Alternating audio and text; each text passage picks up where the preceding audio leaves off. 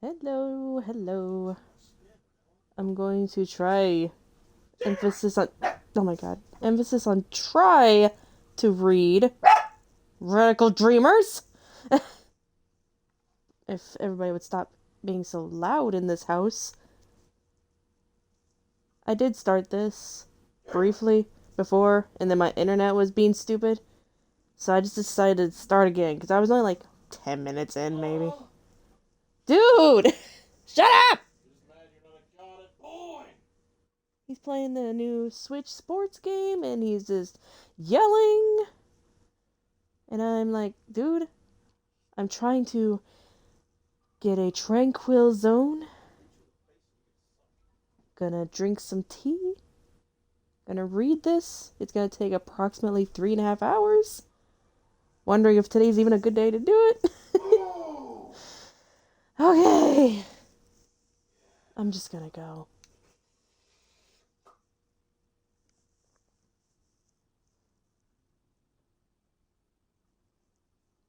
So, like, funny enough, this came out after Chrono Trigger, but before Chrono Cross, on the Famicom.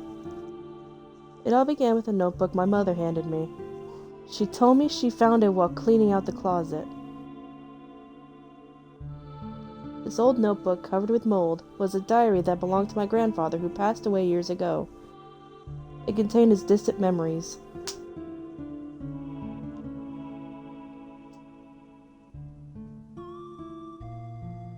I wonder if you still remember, oh my god, how we first met in our many adventures.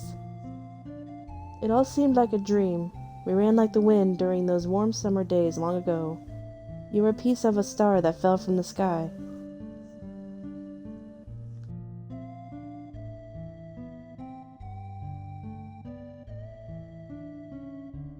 I can still relive the memories of those days long past.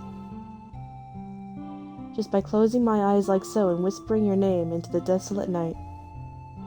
Kid. Kid.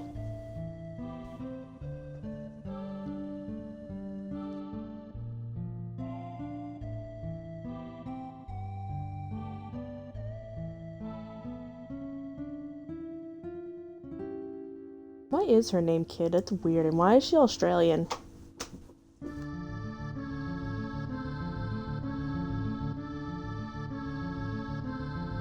Kid. Hey, kid. Ignore him.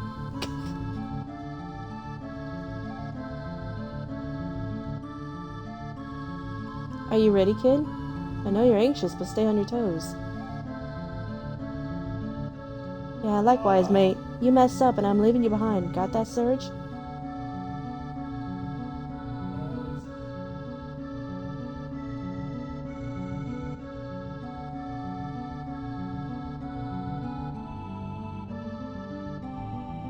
Come on, Magil, let's go. That bastard Lynx is gonna get what he deserves. Say your prayers. Not that'll do you any good.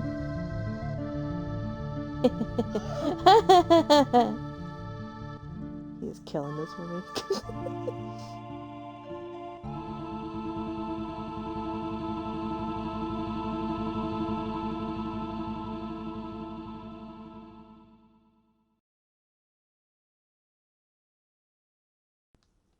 Okay.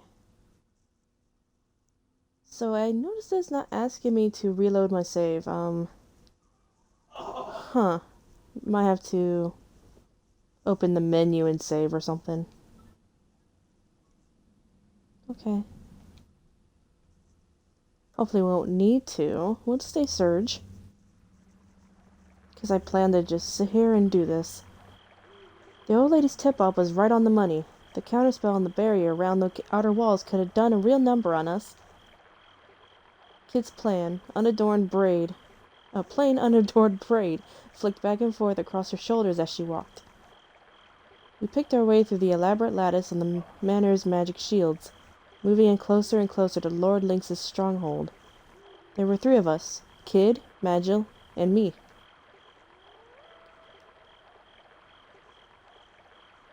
I guess it must have been 3 years already since I first met Kid. Back then, I was just a wandering musician, traveling wherever my feet would take me and wherever A few tunes would pay for a warm bed. It was in the outlands in a town called Regiora, where we first ran across one another. And since then, she dragged me along on a whole bunch of adventures, and misadventures too. Ah, kid. She was a thief. And not just any thief. Just a few months shy of 17 and already renowned as one of the realm's greatest. What's more, she was achingly beautiful, stylish, and a joy to be around, and a dab hand at campsite cooking, or so she liked to claim. The truth was a little different. Those bandits with hearts of gold you've heard about in stories? The ones who steal from the rich and give to the poor? Yeah, that wasn't kid style. She was short-tempered, prone to lying, bossy, obsessed with money, and rarely did she care to listen to a single word anyone said to her. But she wasn't all bad, probably. Maybe, sometimes. She had her moments anyway. I glanced over my shoulder to see a shadow hovering behind us, blending into the darkness like smoke. Magil. Also known as Magil the Shade. He was Kid's partner, but even after 3 years I still knew hardly anything about him. All I knew was that he was around 30 years old and not much of a talker. But he was one heck of a mage. I heard that he and Kid had started working together way before I met her. He always covered the top half of his face with a mask, and I'd never seen what he looked like underneath. He was a man so mysterious that it sometimes seemed like he was an interloper from another world. It wasn't like Kid was exactly big on details about her past, but Magil, he might as well have not had one. And Kid didn't seem to know much about her partner in crime either. What kind of man he was, what kind of life he'd lived before, nothing. You might ask how I wound up being a part of this merry band. Well, it's complicated. I guess you could say that life doesn't always turn out the way you think it will. Kid, who was heading up our little raiding party, suddenly stopped dead. Look lively, boys, we've got company. We glanced around warily as cold, cruel eyes emerged from the darkness. I heard a low growl. Dark shadows prowled through the night surrounding us. A pack of wildcats! There must have been about 10 of them. A thrill of fear ran up down my spine. Flustered, I pulled my knife from my belt. Kid calmly shifted into a fighting stance. Watch yourselves, I don't reckon these buggers has been treated for rabies. The wildcats snarled and growled as they slowly closed in on us, drawing the noose tighter and tighter. Oh my god. Their eyes glinted in the darkness like fireflies, and strings of eager spittle dripped wetly to the ground. Then one of them sent an almighty roar, soaring to the moon, and the hunt was on. What am I gonna do? I defend! What the hell are you doing, Surge? Oop, incoming. I'm defending, they're mean, they're kitties. Kid nimbly twisted her body to dodge an oncoming wildcat's attack, then slammed her fist to the side of the beast's head. Yum. It gave a wounded cry, and while the blow wasn't fatal, it collapsed to the ground and twitched with pain. Surge, behind you! Panicked by Kid's warning, I whirled wildly around, and came face to face with a pair of eyes blazing like hellfire. I attack! A wildcat was coming right at me. By reflex, I ducked, its attack swiping through the air directly over my head. I felt its hot breath on my cheek as it flew by me. At the same time, I thrust my knife upward, plunging it into the beast's belly. With a horrible cry of agony, that wildcat crashed face first into the ground. But I lost my balance in the chaos, and fell down in a heap as well. I rolled over, and was only just able to stagger back to my feet before readying myself for my next opponent. I was breathing heavily. The handle of my knife was slick with sweat, and I tightened my grip. With a kick like a bolt of lightning, Kid landed a clean hit on the flank of a nearby wildcat. It staggered before losing its footing and letting out a pathetic cry. The Kid had already moved in to finish it off. And then the roar of fire. A burning smell filled my nostrils, and next to me a shrill screech pierced the sky. Magil's fire spell engulfed the head of a nearby wildcat. It fled, darting off into the darkness like an arrow. Burn the kitties. I scanned the area. Only moments ago we were surrounded, but now there wasn't a single wildcat left. Kid and Magil had either sent the rest off with their tails between their legs, or put paid to them once and for all. Ha!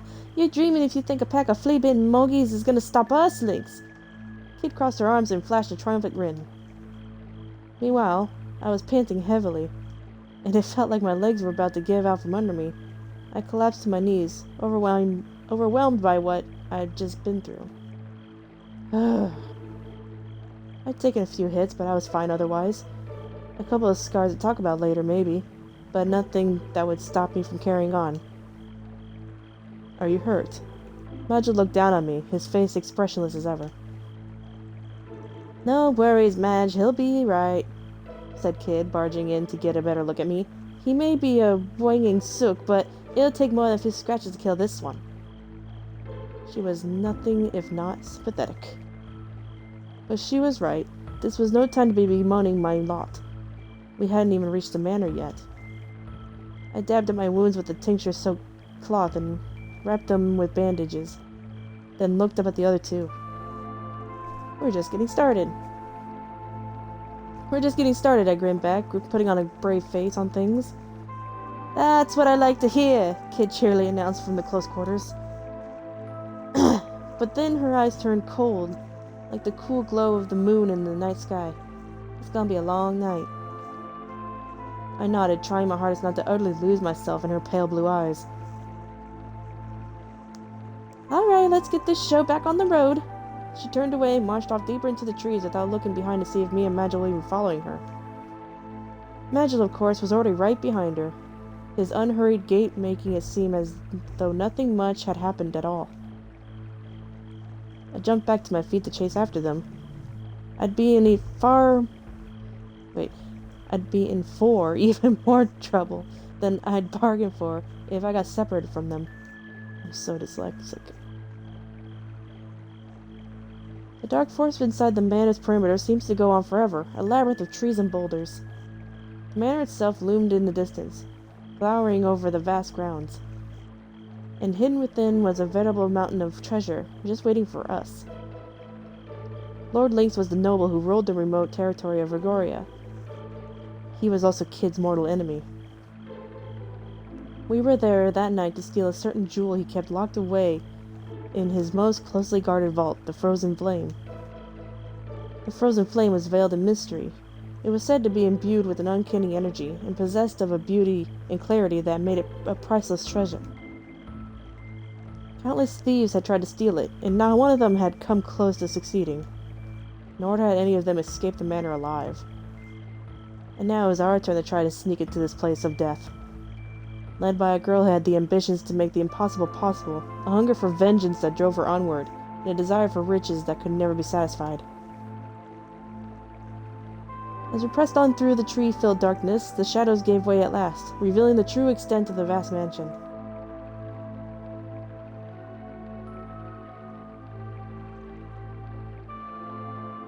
Ooh la la. Finally, say your prayers, Lynx, 'cause we're coming for you. Keeping to the overgrowth and the shadows of the trees, we made our way around the manor walls in search of means of entry.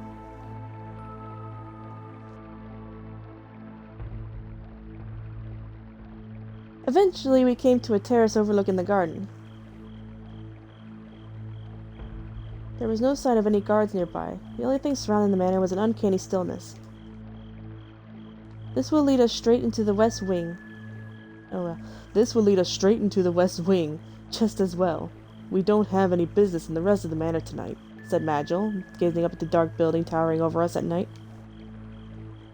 Alright then, what are we waiting for? With that, Kid made the vault over the railing of the terrace. Stop, Magil hissed sharply. Remember what we're here for. Our main target is the vault, and the frozen flame within it. We focus on this above all else. Your vengeance is a secondary concern, agreed?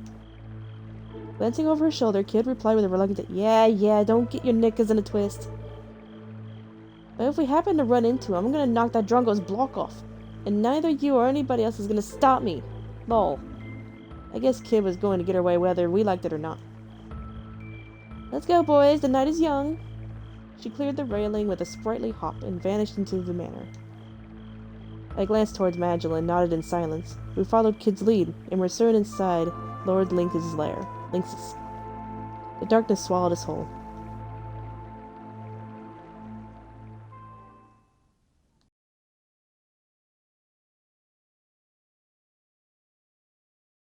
A corridor stretched off to the left and right of the terrace. It seemed equally dark and chilly. I went left before. I'll go left again. This is almost about where I stopped. We pressed on through the darkness, down corridors that turned and twisted snake-like this way and that. Everything around us was still and silent, and it felt strangely like we were being watched. It was as if countless eyes were staring I wasn't done reading that. We continued, creeping cautiously down the corridors. Kid moved proudly and stealthily like a cat stalking its prey, while in the shadows, Majo followed, gliding swiftly and silently like a sinister breeze. We pressed on something. I can't read that fast. We took the corridor leading from the left-hand side of the terrace, eventually arriving in an intersection with some stairs. Why is that part, automatic? What? The path to the right led down some stairs, and the path to the left was a dark side passage, and the main corridor continued straight forward. We continue onward. We continue onward, past where the stairs and the side passage emerged into the main corridor. We found ourselves in front of some ornate double doors. We went inside, baby. Kid gently pushed the heavy doors open and peeked inside. Doesn't look like anyone's in here. It seemed to be the main hall of the manor. Dang. There was a massive table, beautiful decorations on the walls, and thick columns decorated with sculptures of birds and beasts. Fixed to the wall in the back towered a tremendous pipe organ like a burning black mountain. Dozens of candles provided a dim, flickering light, sending the corners of the room dancing in and out of shadows. Several enormous portraits glowered down from high on the wall. Were these members of Lynx's family? I was busy staring at a painting depicting a young husband and wife, when I realized that their eyes had turned to look right at me. Okay, they hadn't, don't worry, this isn't to turn into some dumb ghost story. It just looked that way because of the way the flickering light and the candles reflected against the glossy oil paints. Obviously. Probably.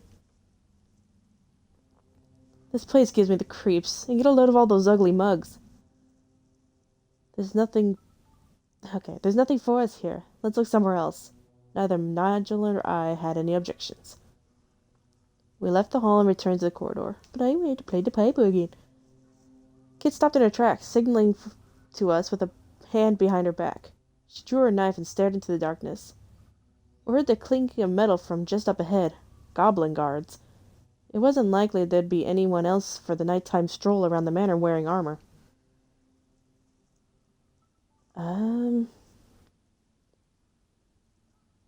Suggest a tactical retreat. A tactical retreat? How about a tactical boot up their arse instead? Look, you're never going to get good at thieving if you keep acting like such a bloody chicken. But we don't want to get any attention. Having rejected my suggestion, kids seemed to take great pleasure in putting the boot in for good measure.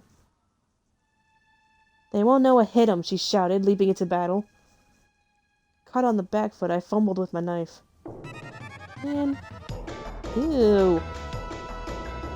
There were 5 of them in total. They weren't any ordinary goblins, though. Haven't been well looked after in this palatial manor. They'd grown to be even bigger than Magil. Those are some big-ass goblins. Each of them was carrying the manor goblin's trademark, a morning star consisting of a rod and a heavy spiked iron ball on the chain. Wait, or is it a flail? I never could remember, and I didn't have time to think much more about it. I think it's a flail? A goblin came rushing at me, swinging its spiked ball and chain overhead. I jumped back to evade the attack.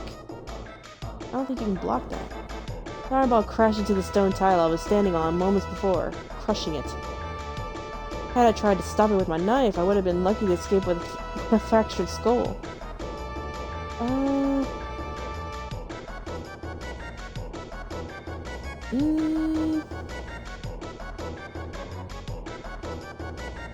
Let's try that. Having missed me, the goblin lost its balance. I plunged my knife through the back of its weapon hand. The goblin's face contorted with pain as it dropped its morning star. I knew that going for its hand would be more effective than trying to land a good hit on the fleshy, porcine body. Turn the volume down a little bit. Oh geez, I got choices here. Stab it in the heart.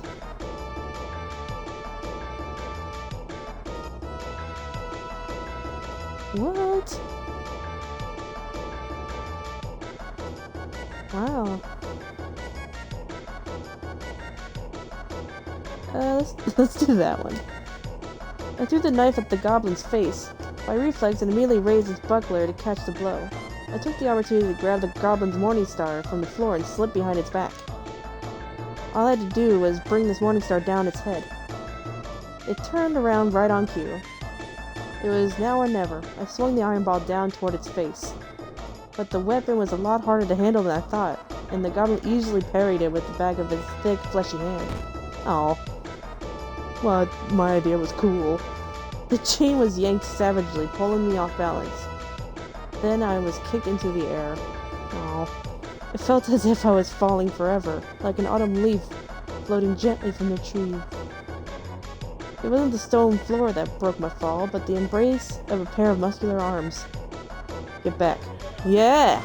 Get back! Magil dropped me to the floor like a sack of potatoes and advanced on the goblin. I suck! I can't fight! I gotta get some balls in here, I guess. It took the mace from its belt and charged towards him. And he lashed out with a kick, sending the mace flying. His foot came down again, this time on the goblin's hideous face. Acha! The creature's features crumpled inward, and its body fell to the floor with a heavy thud. It was all over in a second. Man, I suck. You're bloody pathetic! That was Kid. It's no good nabbing a weapon you don't know how to handle, is it? Try using your head for once, will ya? Well, dang, I thought about that, but I was like, maybe I won't. Don't yell at me! Sometimes I really did despair. I was doing my best just to survive. Could it have hurt her to offer a, "You alright, mate?" Just once in a while, if only to mix things up a bit. I'm a grown man, you know, I have feelings, I said to myself. As usual, trying to tell her that for real would have been a swift route to an early grave. And nothing else. I'm sorry. I'd taken a few knocks, but I was alright. A scrape or two wouldn't stop me. Look, this is character development. I suck right now, right? But like a couple battles later, I'm gonna like woo her with my muscles. Maybe I ain't such a drongo after all. Just goes to show any old weirdo can make something of themselves if they put their mind to it. Kid's eyes glinted with mischief. You suck. We left the hall and returned to the corridor. I don't want to be here anymore. Eventually it led us to an intersection. There were some stairs going down, and to the right a dark side passage. If we kept going straight on, we'd arrive at the terrace.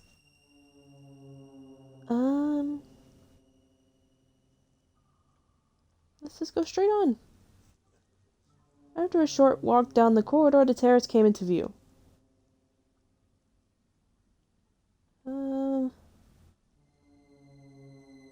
Let's go out to the terrace.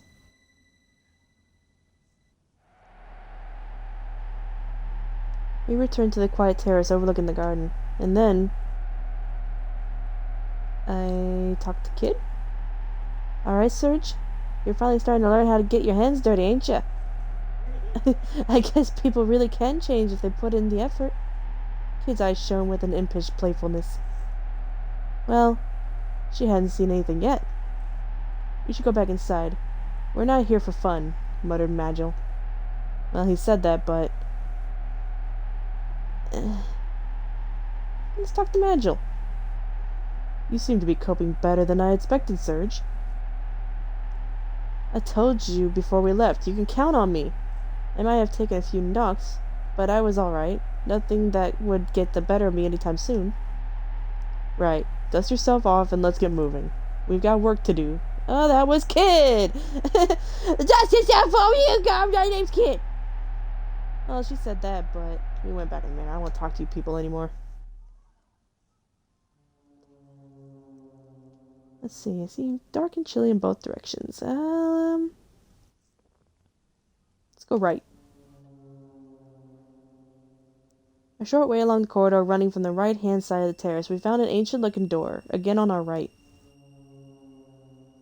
Kid pressed an ear against it, listening for any signs of life. Dead quiet. Don't reckon there's anybody in there. Let's open the door. In we go. Kid stilled her breath and reached for the handle. The door wasn't locked. It swung slowly open. What's this room supposed to be? The place is a dump. Kid poked her head in through the door, taking a quick peek to see if there was anyone inside, and was disappointed by what she found. The room was large and littered with peculiar-looking machinery and knickknacks, all of which were covered in dust, and had simply been dumped there haphazardly. Everything looked like it had been there rusting for a very long time. The ends of the room were completely dark, and it was impossible to tell just how big it was, or even what the walls and floor looked like. It seemed the manor's inhabitants had turned the old clock tower into a makeshift storage space some time ago. I stepped warily inside. Leave that alone. I looked over toward Magil and saw Kid trying to pull something from the shadows. It was a huge sword that appeared to be very old indeed. You don't need that old bludgeon. It'll only get in the way. And as much of an antique as it is, it won't fetch much on the market in that condition. Yeah, I reckon it might, you know. There's a plenty of collectors who would just love old bits of junk. Well, some old bits of junk. Pouting, Kid left the sword where she stood. At least she put it back gently.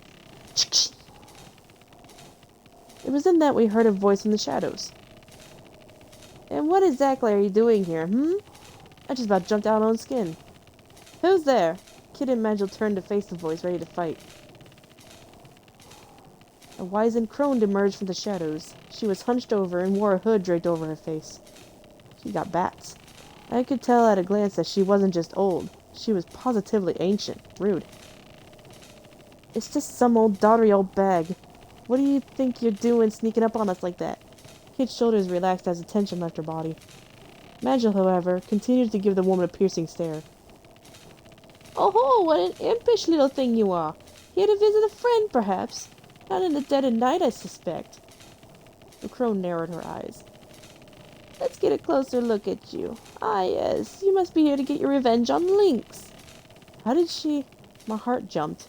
She seemed to know exactly who we were. We were in trouble. What if she sounded the alarm? Her bats! We'd have to give up the treasure and run for our lives. What were we gonna do? Defiantly tell her she was right. So what if we were? Kid-Eye narrowed her eyes right back at the crone. What's it to you if we're here to get our revenge on old Lynxy boy? You gonna do something about it? You never change, do you? The crone chuckled madly, her small frame shaking. Ah, the boldness of youth. Yes, that's the spirit. You what? Kid looked at the crone, completely confused. I was no less mystified. What the heck are you on about?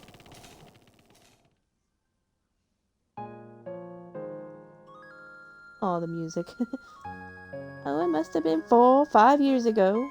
Yes, it was around then that an innocent young thief stole into the manor, looking to singe Lord Lace's whiskers. I'm dying, I'm an old lady. She couldn't have been much older than 10, now that I think of it. Shocked, my gaze turned to Kid. A wet glint had appeared in Kid's eyes, but her glare was like ice. It certainly felt as if the temperature in the room had suddenly dropped below freezing.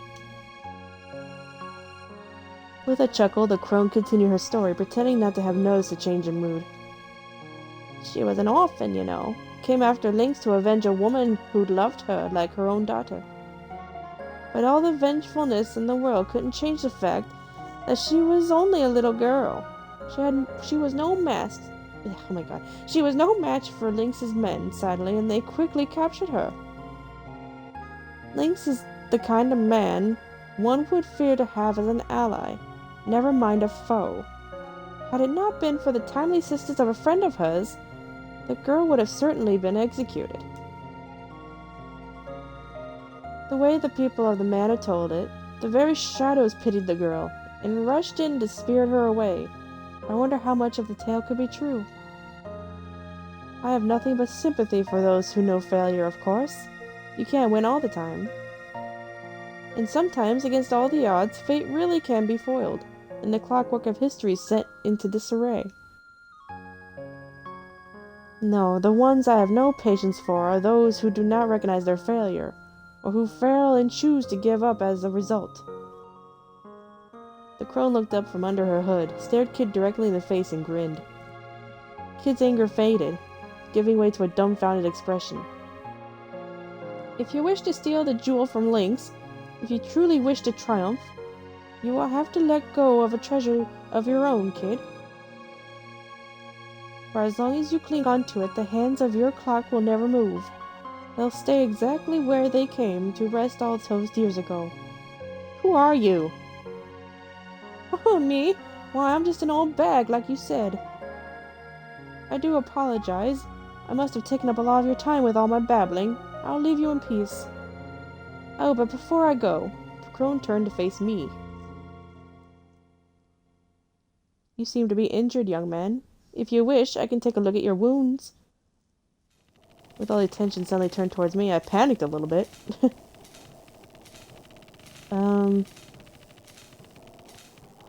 Sure? Alright. Please do.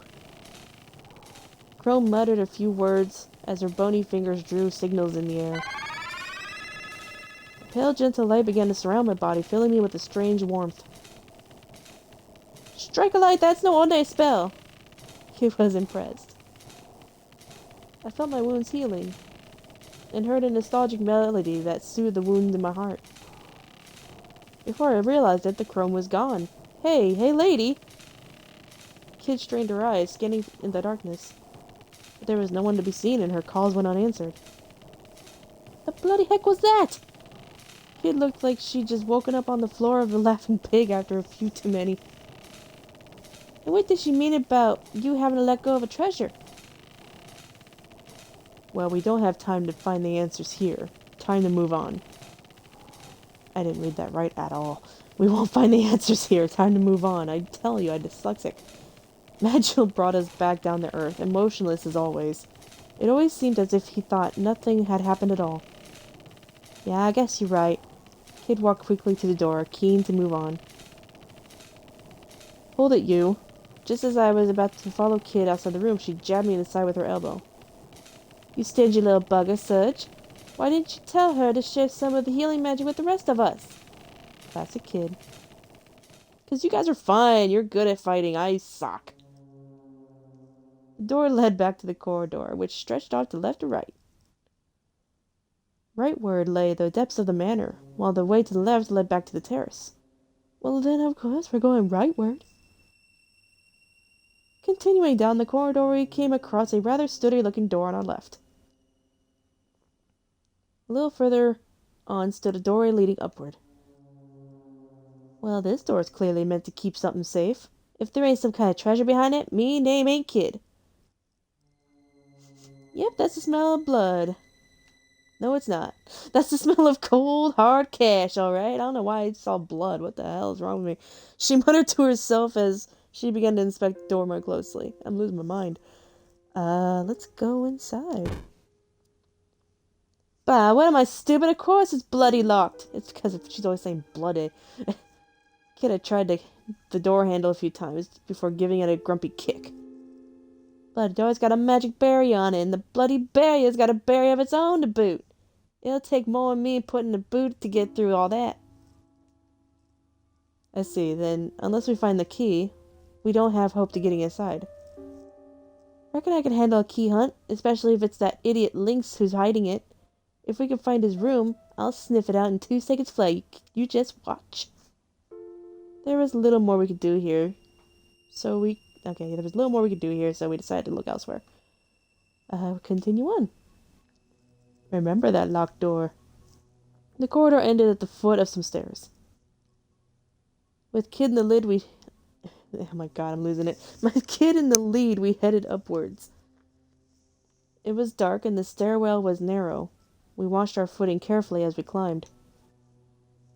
The stone of the steps was worn smooth with age, and I lost count of how many there were as we spiraled onward and upward.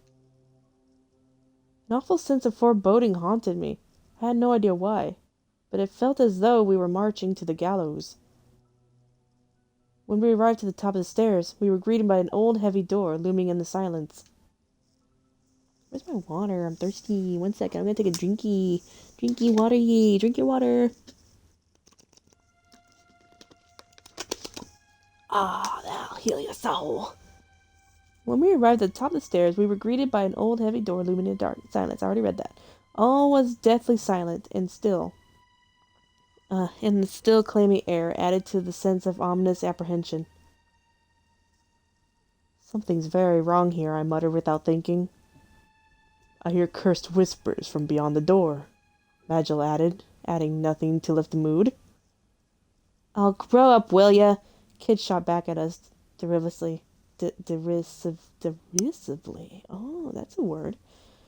She was already examining the door. Well, it ain't locked, and I don't hear anyone inside. Let's go inside. I almost picked to go back. Alright, here goes.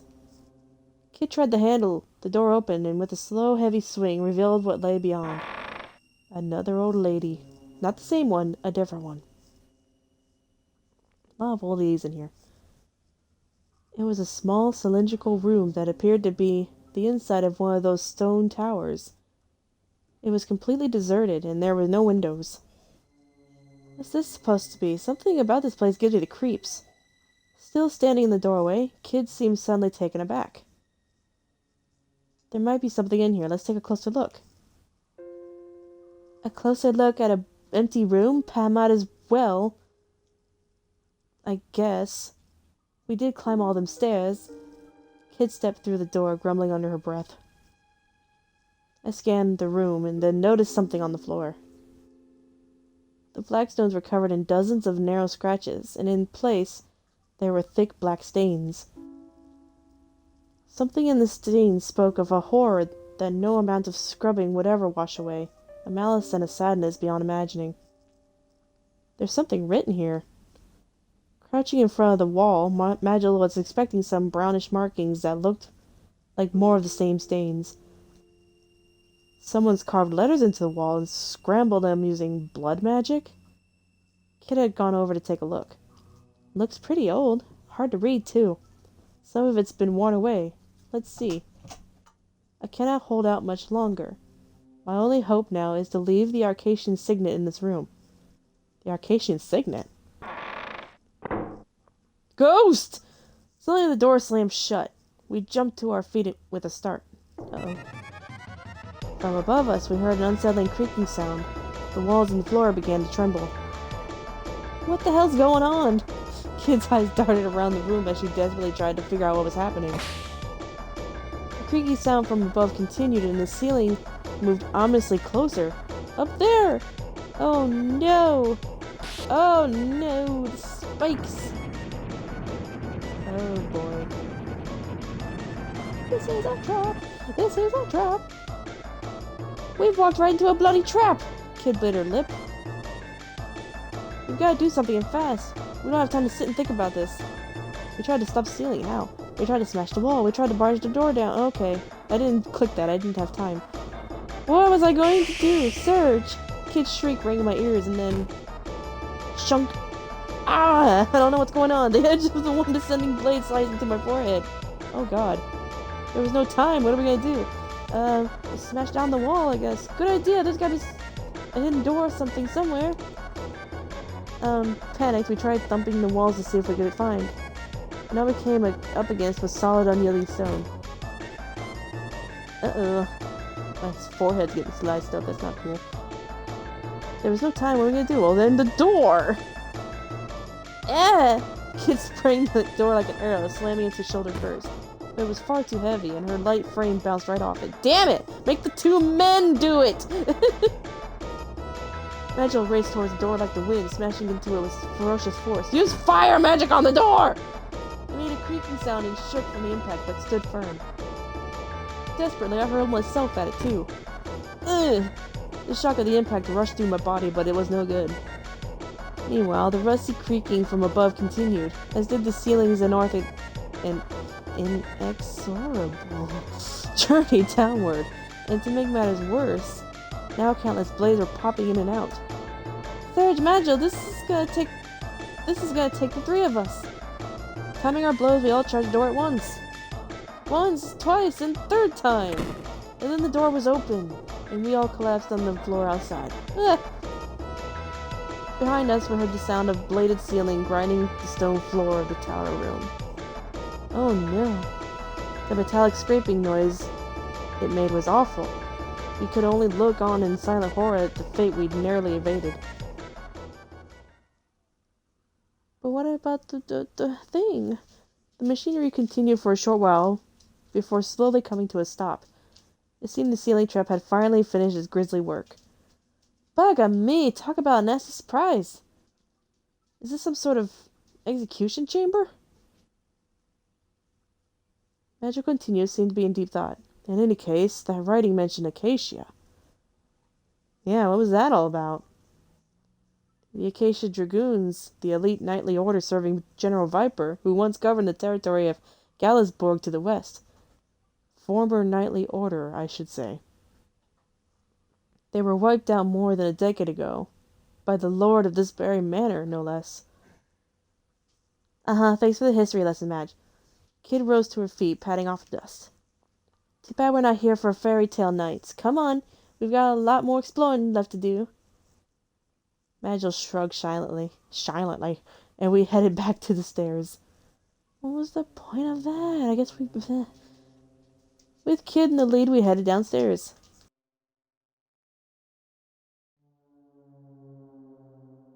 We went down the stairs and continued straight ahead, eventually coming across a sturdy-looking door on our right. I'm tired of these sturdy-looking doors. The corridor continued further on back towards the terrace. We are going inside every door, because who knows what's behind them. Of course it's locked. It's the same as the other door, it's locked. With a thing. Okay, same thing.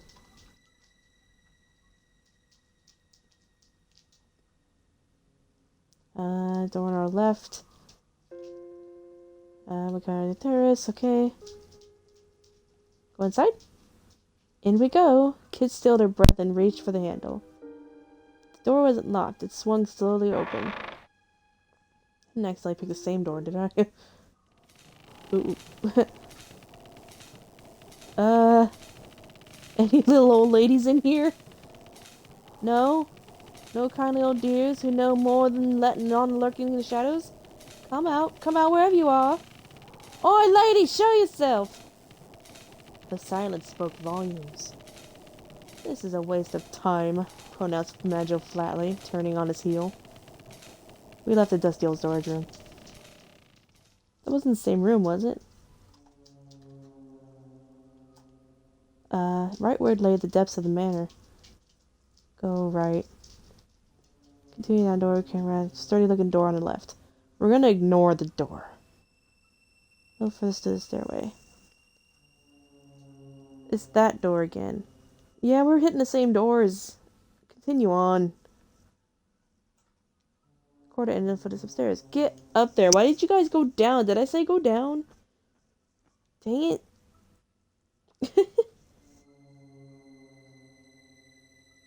Watch the sturdy-looking door. Go inside. You still want to go in there, Serge? Hey, feel free, but I ain't in the mood to get squashed flat on the ground like a gristle, said Kid derisively. And then she took a careful look around and leaned in close. Don't tell me. That torch stuff isn't your thing, is it? I sighed and slumped my shoulders. Okay, so we gotta go the other way. Alright. Nope, ignore it. No, continue. We've explored this whole side. Uh, Continue on. Short walk down the corridor, the terrace came into view.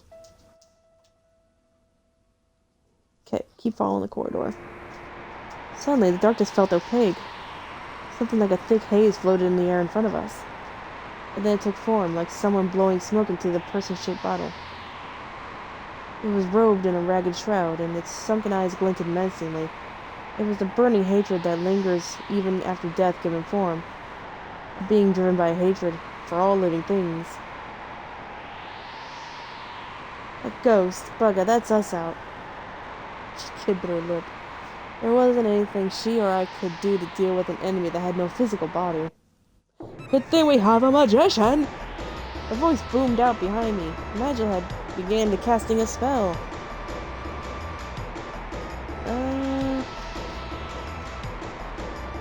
I jumped behind Nigel. Nigel cast me a glance, continuing his incantation without missing a beat, then grabbed me by the scruff of the neck and threw me at the ghost. Why? I made a strangled scream of horror that I'd probably never be able to repeat again, and tried to brace myself before I crashed face first into the wall. But the impact I was expecting never came.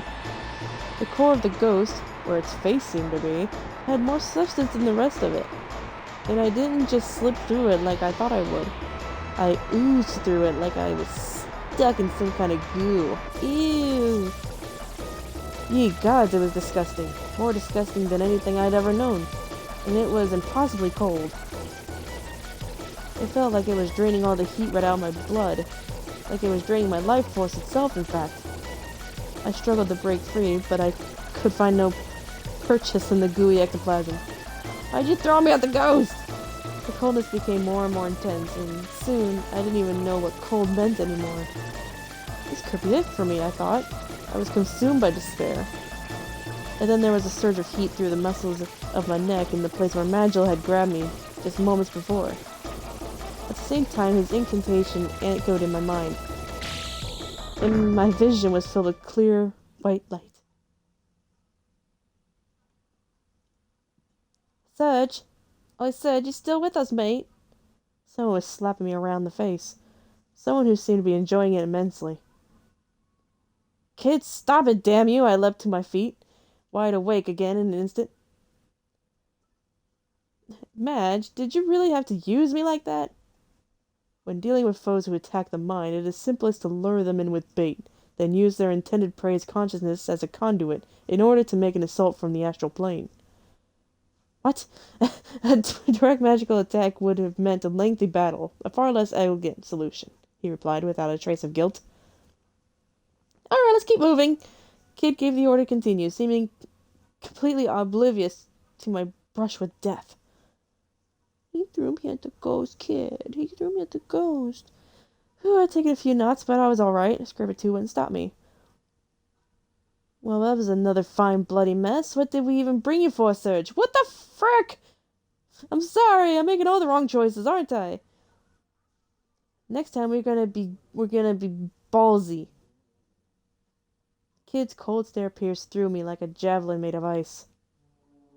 I don't know why you brought me here. We took to the corridor leading from the left-hand side to the terrace, eventually arriving at the intersection with some stairs. The path to the right led down the stairs. The path to the left was a dark side passage, and the main corridor continued straight onward. Let's go straight. We continue onward past where the stairs and the side passage emerged in the main corridor. I just wanted to get out of his way because he was casting a spell. I wasn't being a coward, I was being courteous. Go inside. Kid gently pushed the heavy doors open and peeked inside.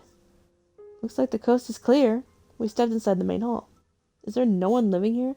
Oh, this room. Okay, yep. Okay, we've been in here. We've been in here. It's okay. Shh, it's okay.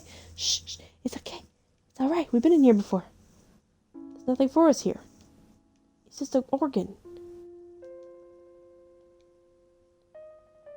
Okay. Okay. Shh, shh, shh. Go down the stairs. Slowly we crept down the staircase, descending deeper into the blackness as we went.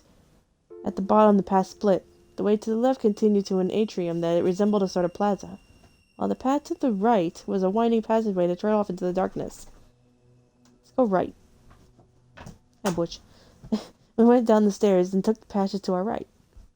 Eventually, we came across an ornate door on the right-hand side. I'm tired of doors, man. Something smelled fresh and pleasant. Flowers? Was it from inside? I need something fresh and pleasant. It's probably not a monster. We found ourselves in a tidy, welcoming room. The knickknacks and curios dotted around the place seemed to be well loved. Knick-knack and Cheerios. The stately desk and the cozy-looking bed nearby, meanwhile, suggested the room's occupant was no stranger to luxury. Though the room was richly furnished, somehow it still felt awfully lonely. Kid took a quick look around before commenting. It's Lynx's girl's room. A half-written letter... He has a girl? A half-written letter on the desk and a teacup, still warm, suggested that the lady of the manor was still nearby. He has a lady? And it didn't seem that anyone was here now. We decided to search the room. Some charming flowers, a discarded cotton handkerchiefs. What is that? A small bottle of perfume? Oh, is it us walking around? What is that? I think it's us walking around. Nothing that meant much to me, nor anything that seemed particularly valuable. Kit seemed to have the same impression and scanned the room, clearly not expecting to find anything. The only item of note was a small antique box, which bore a crest resembling a viper. Look at the... I guess pick up the little box. I'm scared. I picked up the small wooden box on the bookshelf. I gently opened the lid and was greeted by a soothing melody. Ah. A music box. There was something about that song. Stop! I know this tune. Kid was standing next to me, and I could see something had changed in her expression. You do, huh, Kid? Someone used to sing it to me a long time ago. She turned her gaze downward and went silent. Kid? Startled, she turned to me. Her eyelashes glistened, as if wet with dew. Oh. She walked to the door, not saying a word. Hey, Kid, wait up. We left the room. Was she crying? Was Kid crying? Maybe I was just seeing things. Everyone has feelings. The passage outside the room continued to our left and right. The path to the right led deeper into the darkness of the manor. Meanwhile, going left would take us to the atrium. Let's go to the right. We went down the dark passageway, eventually finding ourselves at a sturdy-looking, immaculated, polished door. Immaculately. Kid sniffed the air. Just as I thought, something stinks here. I reckon we found the beast's lair, lads. Does he just shit in a litter box? In the darkness, Kid's lips twisted into a grin that turned my blood cold. Let's go inside. Kid opened the door and slipped inside.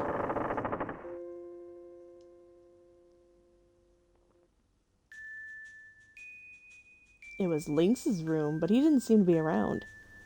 Had the bug his gun and scuppered off 'cause he heard what's coming. There was something deeply unpleasant about the room. There wasn't anything unusual about the furniture and the fitting.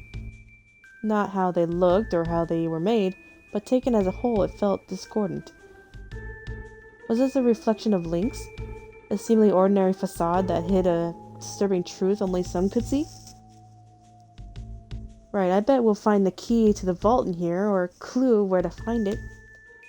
I started searching through the room. The desk drawers, the paintings on the walls, the vase on top of the side table. I left no stone unturned. There didn't seem to be anything suspicious. But as I scanned the room, something unusual caught my eye. There was a pedestal in one corner with a significant-looking scarlet cloth drawn over it. I slowly raised my hand toward it. I carefully pulled the cloth away, revealing a mirror. It was old-fashioned, and of an elaborately decorated style I'd seen before. In it was reflected a statue of Venus. Suddenly, the eyes of the statue shone with light. Spooky!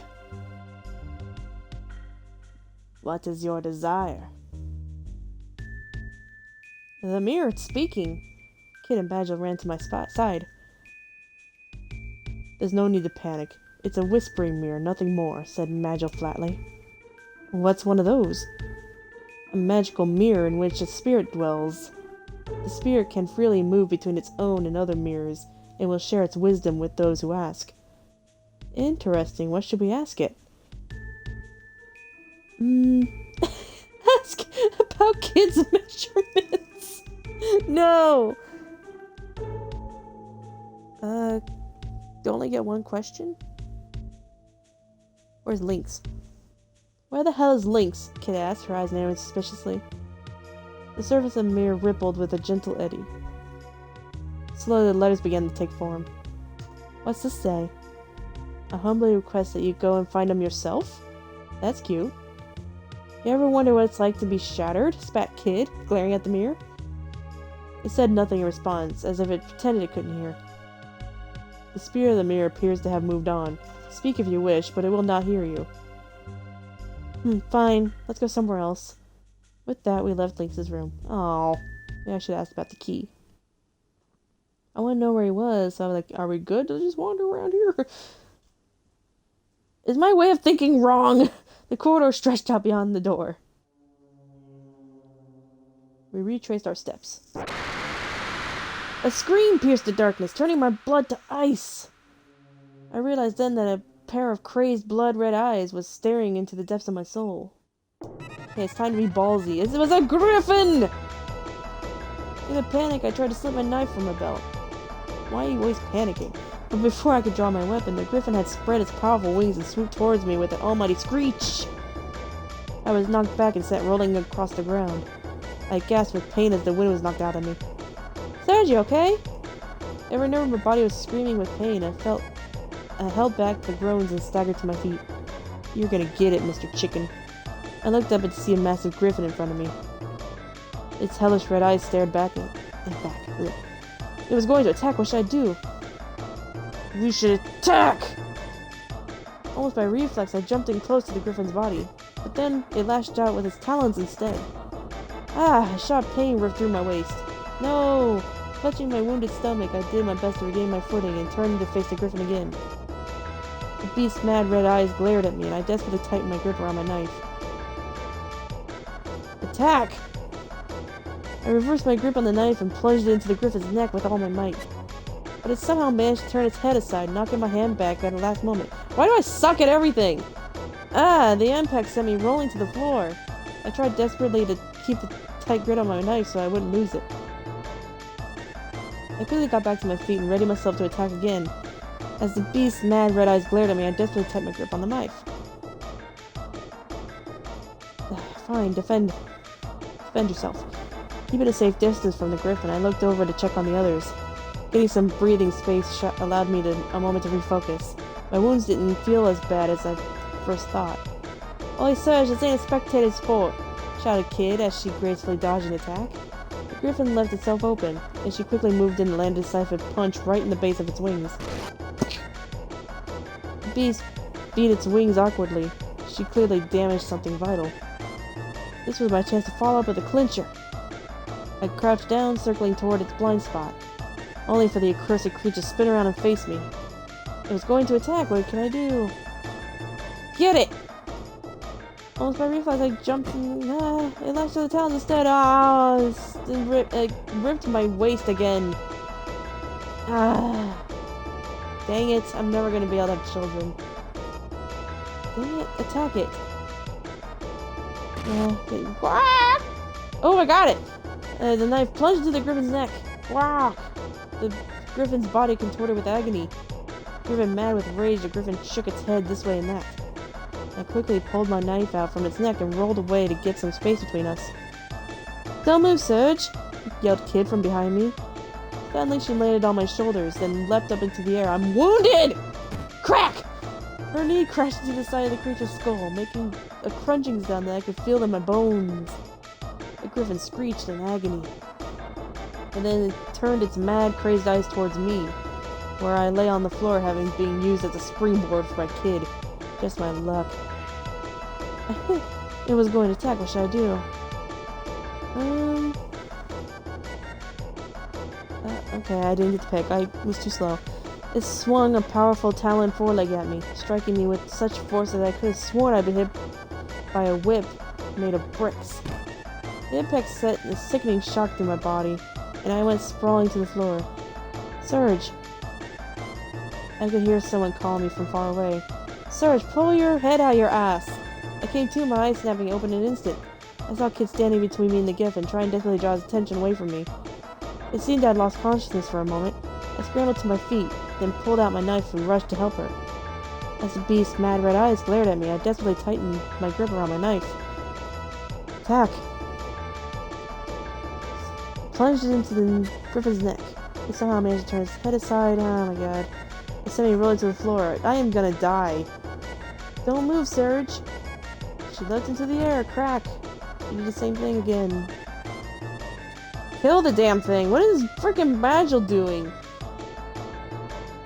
The griffin stiffened, suddenly becoming completely rigid.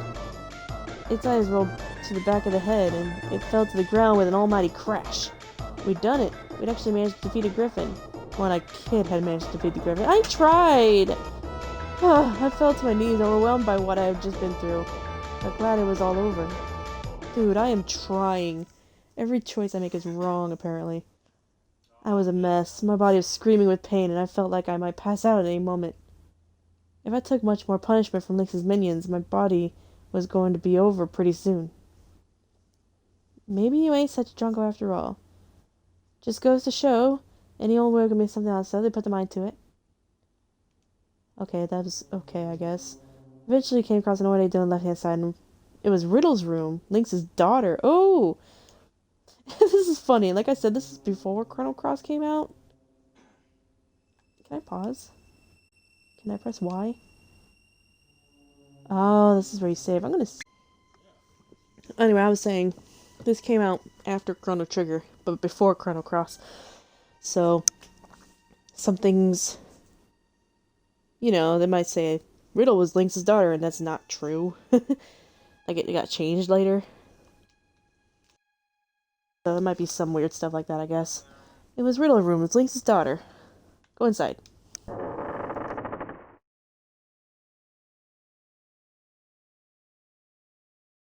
Or at least they might think it's Lynx's daughter. I don't know. We found ourselves in a tidy, welcoming room. Okay. Desk, cozy bed nearby, such as the room occupies no stranger to luxury. This is the same. A half-written letter was on the desk with a teacup, still warm, suggesting the lady of the manor was still near. Oh, okay. His daughter, quotation marks. Oh, something flew in through the window. Hey. It seemed that someone had been here only moments ago. Let's come back later. We left Riddle's room for now. Cool. Passage outside the room continued to our left and right. Going right would take us to Lynx's room. Meanwhile, going left would take us to the atrium and another branch. Go to the atrium. We continued down the corridor until we reached the intersection. There was a left turn in the corridor leading to some stairs going upward. The corridor was continued straight on toward the entrance at the large plaza-like atrium. This is, like, hard. I can't, like, picture this. Is that the atrium? Kid poked her head through the arch-shaped door and took a look around. Huh, it's big in here. It must be some kind of hall. We took a cautious look around, then entered, one after another. The atrium was like a beautiful plaza, complete with a statue that doubled as a fountain. Pillars and arches lined the walls, and the center was a small pool of clear water, above which the statue stood. On the other side of the room, I could see another arched entrance like the one we could come through. Oh, that's cold! Kit was scooping up water from the fountain. I went over to her and, resting my hand on the edge of the marble basin, peered into the pool beneath. Shadows flickered underneath the water's surface. You reckon those fish are rare, as in valuable? Kid leaned right over the edge. We're not stealing fish. I couldn't see the bottom. I wondered how deep it was. The shadows of one of the fish grew larger and larger. Whoa! Sensing danger, Kid leapt back from the edge. Clack! A fish leapt out from the water and snapped at her, its jaws bristling with razor-sharp teeth. Its mouth closed shut on the air where she'd been only moments before. And with a splash, the fish darted back under the water. Pteranodons!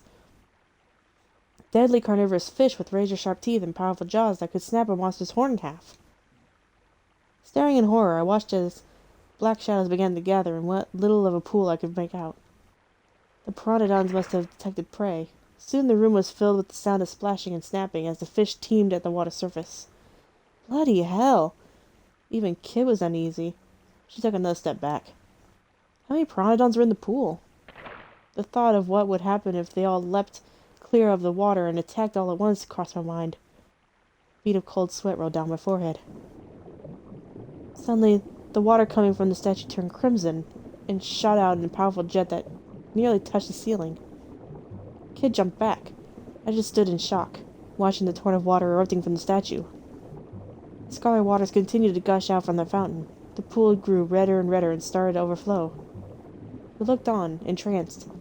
But the spell was soon broken when we realized that the water was starting to flow faster and faster over the rim of the basin. The pteranodons began to jump and snap at the water's surface in a bloodthirsty glee. I was brought to my senses by the dull slapping sound of the piranhas hitting the floor. Rushed to the exit. Quick, there's an exit on the other side. I pointed at the doorway opposite where we came in. I tried my hardest to rush across the red pool, sending great gouts of crimson water. It was as thick as blood, and I found myself struggling to move. I felt sharp jabs of searing pain as countless pteranodons snapped at my legs. Kid gritted her teeth in pain. Sarge, we gotta do something before we get turned into mincemeat. What was I gonna do? Push back the way we came. Okay, let's get out of here. In a panic, we splashed through the water back to the corridor we came from. The fangs of the pteranodon snapped at my legs and I felt searing pain. But I had to endure it if I had any hope of reaching the entrance. Breathing heavily, I finally found myself back at the corridor outside. Well, that sucked. I'm just taking damage. Oh, that was a close call. So the whole thing was a trap, eh? Talk about twisted. Lynx is even more of a sick bastard than I thought. This whole place is a trap.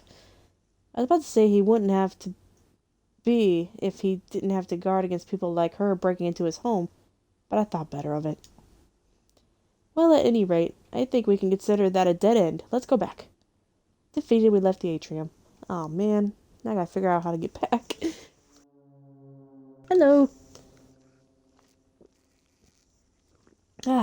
Taking a drink. Something caused Kid to stop in her tracks. Hello, hello, what do we have here? She pointed to the side of the entranceway to the hall. I found myself face to face with a sculpture of an old man's face, with a truly phenomenal beard. The sculpture's eyes seemed to gleam with light. For a piece of marble, it seemed almost too realistic. It's a mouth of truth, announced Magil. An ancient statue that can tell when you're lying. If it catches you out, it'll bite your hand off. Magil kept the explanation simple so that Kid wouldn't drift off before he got to the important part. Huh, so what's it doing here then? I suspect it's part of a greater mechanism. Stick your hand in its gob, do you? Righto, let's see what happens, shall we? With a mischievous glint in her eye, Kid darted over and stuck her hand in its mouth without a moment's hesitation. Please don't. She stood there for a moment waiting, but it didn't take long for her to get bored. Nothing. Suddenly I had an idea. Hey, Kid, who's the greatest thief who ever lived? Me, of course, you drunk, she answered without a moment's hesitation, and then suddenly her face twisted with pain. The teeth of the marble sculpture had clamped down on her hand. It bit me, she cried. Knock it off. Everyone knows it's the The sculpture bit at her again as soon as she spoke. Ah, you little... A cold sweat formed on Kid's forehead, and the sculpture was tightening its grip. Why did I do that, man? Now she's gonna lose her hand. And won't let go until you say something true. Despite the obvious urgency of the situation, Magil was matter-of-fact as ever. Just say anything, Kid, anything, as long as it's the truth. Obviously, Kid wasn't listening. Instead, she just kicked awkwardly at the statue. Aye, Beardy, let me go, my bloody hand! I read that right. She planted her feet either side of its mouth and tried her hardest to pull herself out. She heaved, kicked and stamped and grunted and strained. And then finally, her hand popped free. I was taken aback by what I'd just witnessed and couldn't say a word. See, I told you it was the truth. Kid raised her hand in the air triumphantly, as if to demonstrate. I could see heavy bite marks. The sculpture hadn't come away from the struggle unscathed either. Kid's attempt to break free had left it cracked in several places. Dang, Kid. Magil pointed silently at part of it. I went to take a closer look and saw a pale, flesh-colored tongue. Ew. Water. I suspect we're supposed to put something there, commented Magil. Something? What exactly? I replied. Kid stood there for a moment, lost in thought, and then she started to unload all the knickknacks she'd been carrying. It was a strange collection of odds and ends, pulled out from her pockets, her boots, and even her braid. All right, Serge, now it's your turn to have a go at the stupid statue. Kid grinned at me, holding an assortment of knickknacks out of the palms of both hands. I guess she decided She decided that whatever further horrors the statue had in store, she'd rather not face them herself. Nice kid, real nice. Grumbling to myself, I reached out to pick an item. I chose a small mirror, a file, a centipede, a tube of lipstick, some dried grapes, a length of thread, a size of a petard.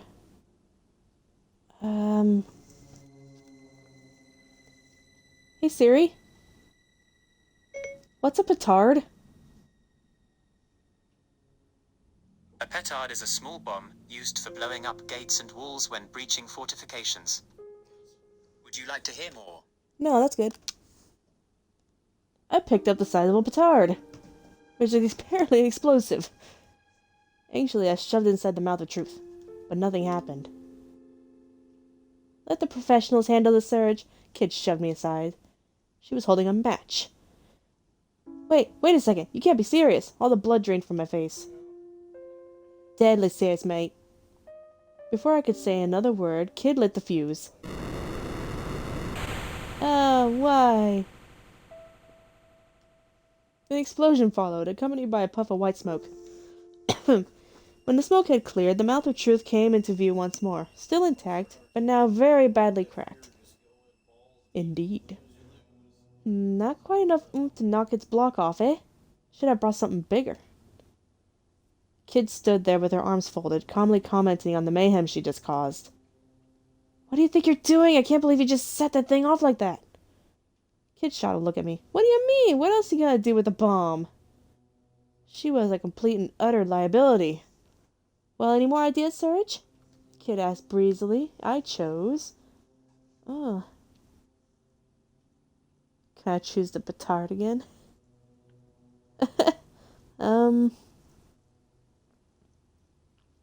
Why do you have a centipede? What?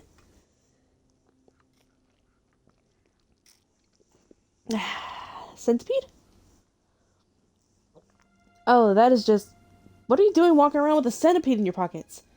I reeled back in disgust. This isn't your pet or something, is it? Don't be thick, Surge. It's a toy, not a pet. A toy? You could have picked something nicer. It is nice. Nice for giving people nasty surprises. She seemed to think this was an entirely reasonable attitude.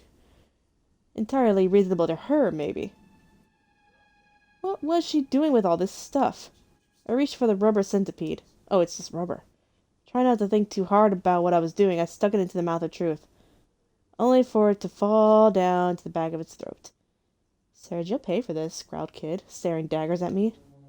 Yikes, I'll get it back, I promise. Stealing my nerve, I reached into the mouth of truth. Suddenly, my hair stood on end. It was licking my hand. The giant uncanny tongue slopped back and forth against my fingers like a lollipop. Ew! Ugh, I'm gonna puke. Keep it together, Surge. Do it for the centipede. Kid's support didn't do much to help me, but I somehow managed to pinch the centipede with the tips of my fingers and pull it out. You must really love this thing. Not really. I just hate to see my stuff go to waste. I'm sorry, what? Why had I even bothered? Well, no luck here either. Want to try something else? Asked Kid, almost like this is a game. I just wanted this to be over with. I reached out for the next item and chose...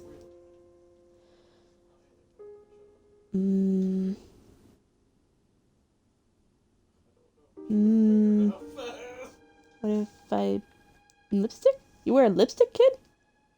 I picked up a small lacquered tube of lipstick, and without knowing quite why, smeared it all over the statue's mouth.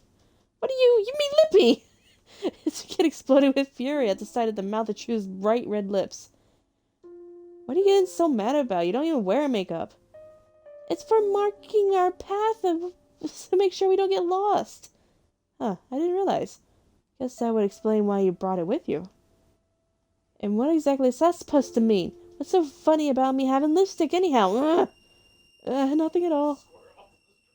It didn't take much to tell that this was the calm before the storm. You better buy me some more when we're done here. Yep, she was mad, all right. Okay, I'm sorry. Let's just try something else. Kid gave me a doubting glare in response to my apology.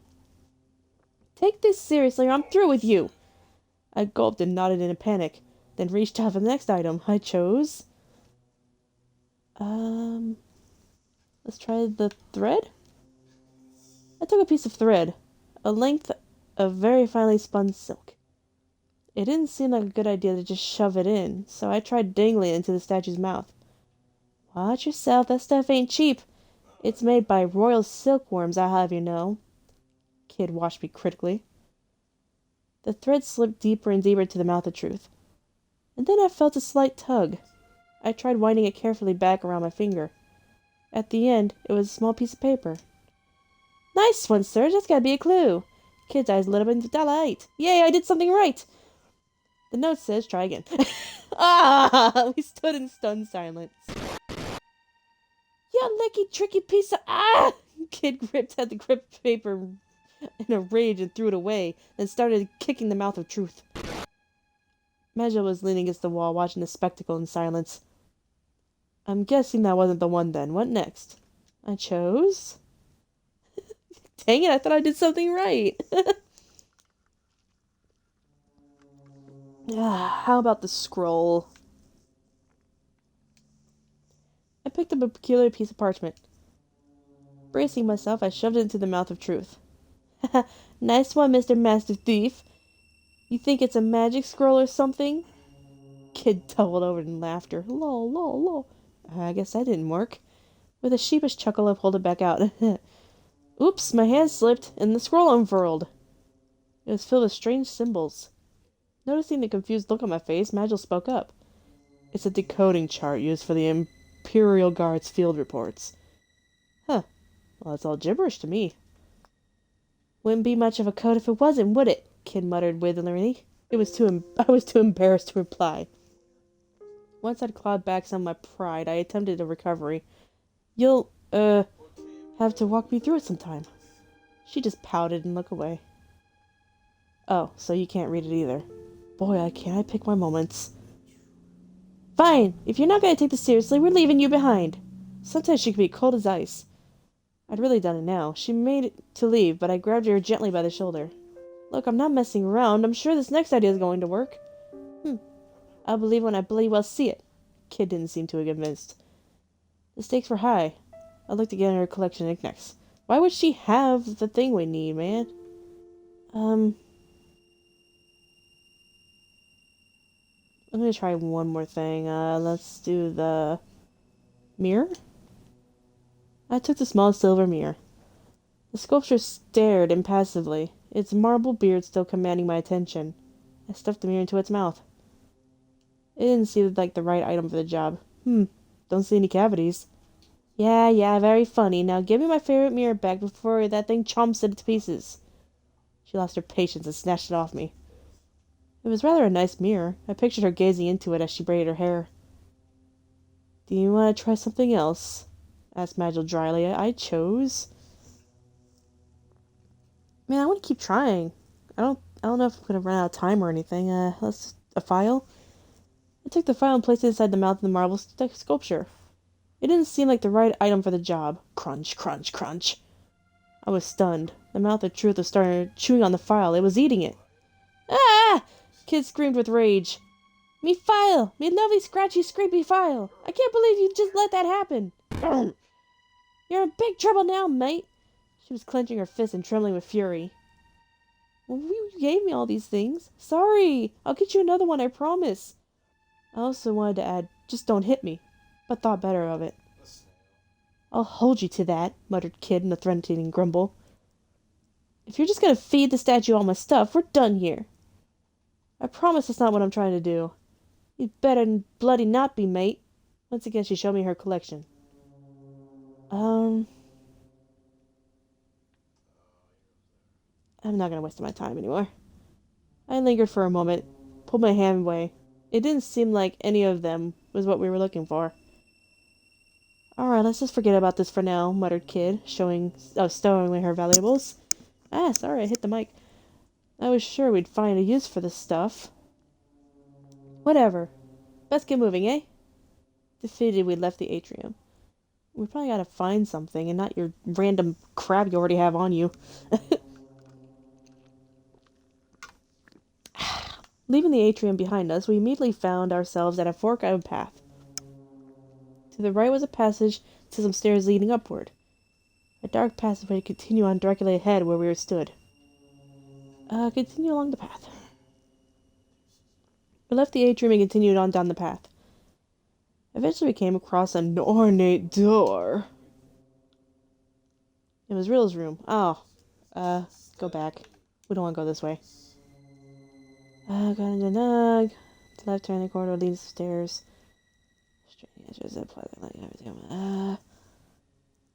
Go to the stairs.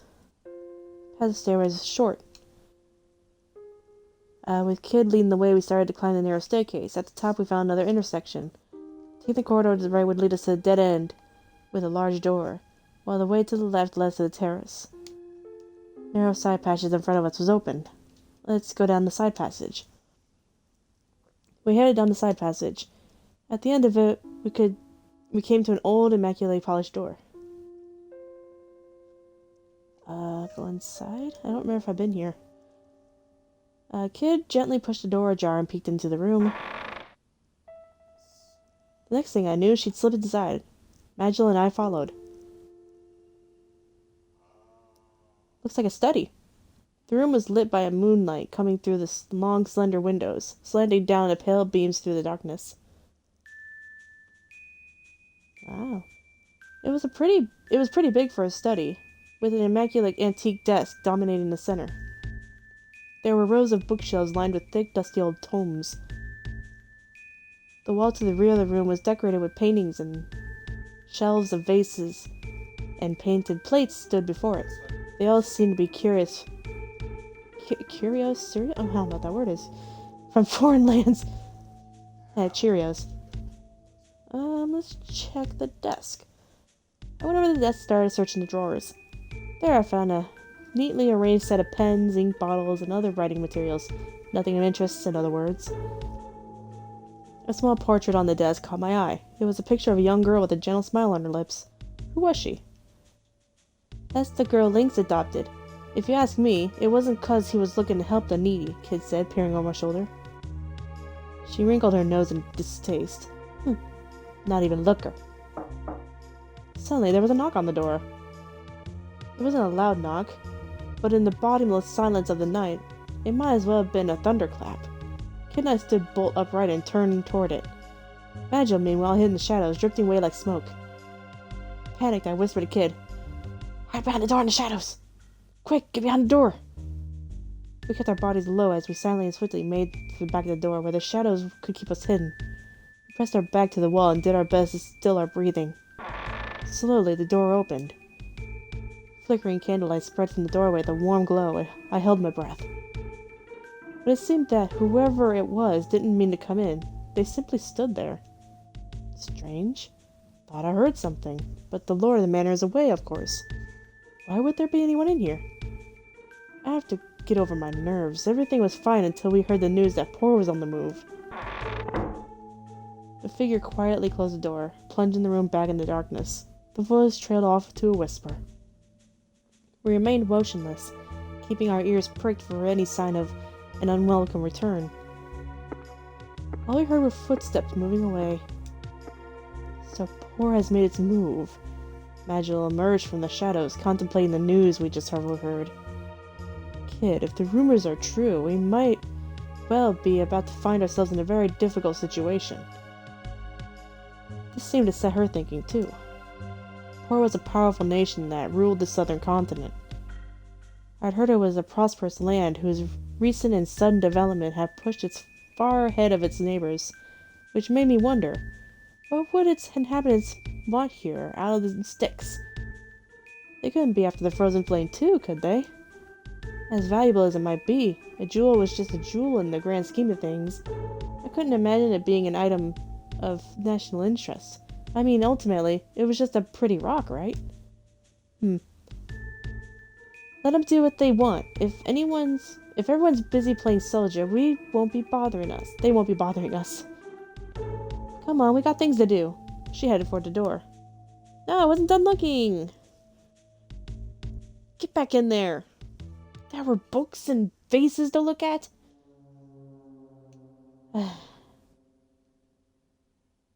Leading from the study. Eventually we arrived at the intersection. Corner, branch left and right, and blah blah blah blah blah. Okay. I want to go back, please.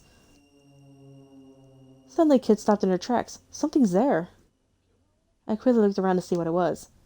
There was nothing behind us or in front of us. Where could it be? And then, just as I was trying to figure it out, the wall began moving. A rectangular section opened up and swung around, revealing two enormous goblins clinging to the back. It was like something from one of those stories about assassins sneaking around an old castle. Like us. Aw, man.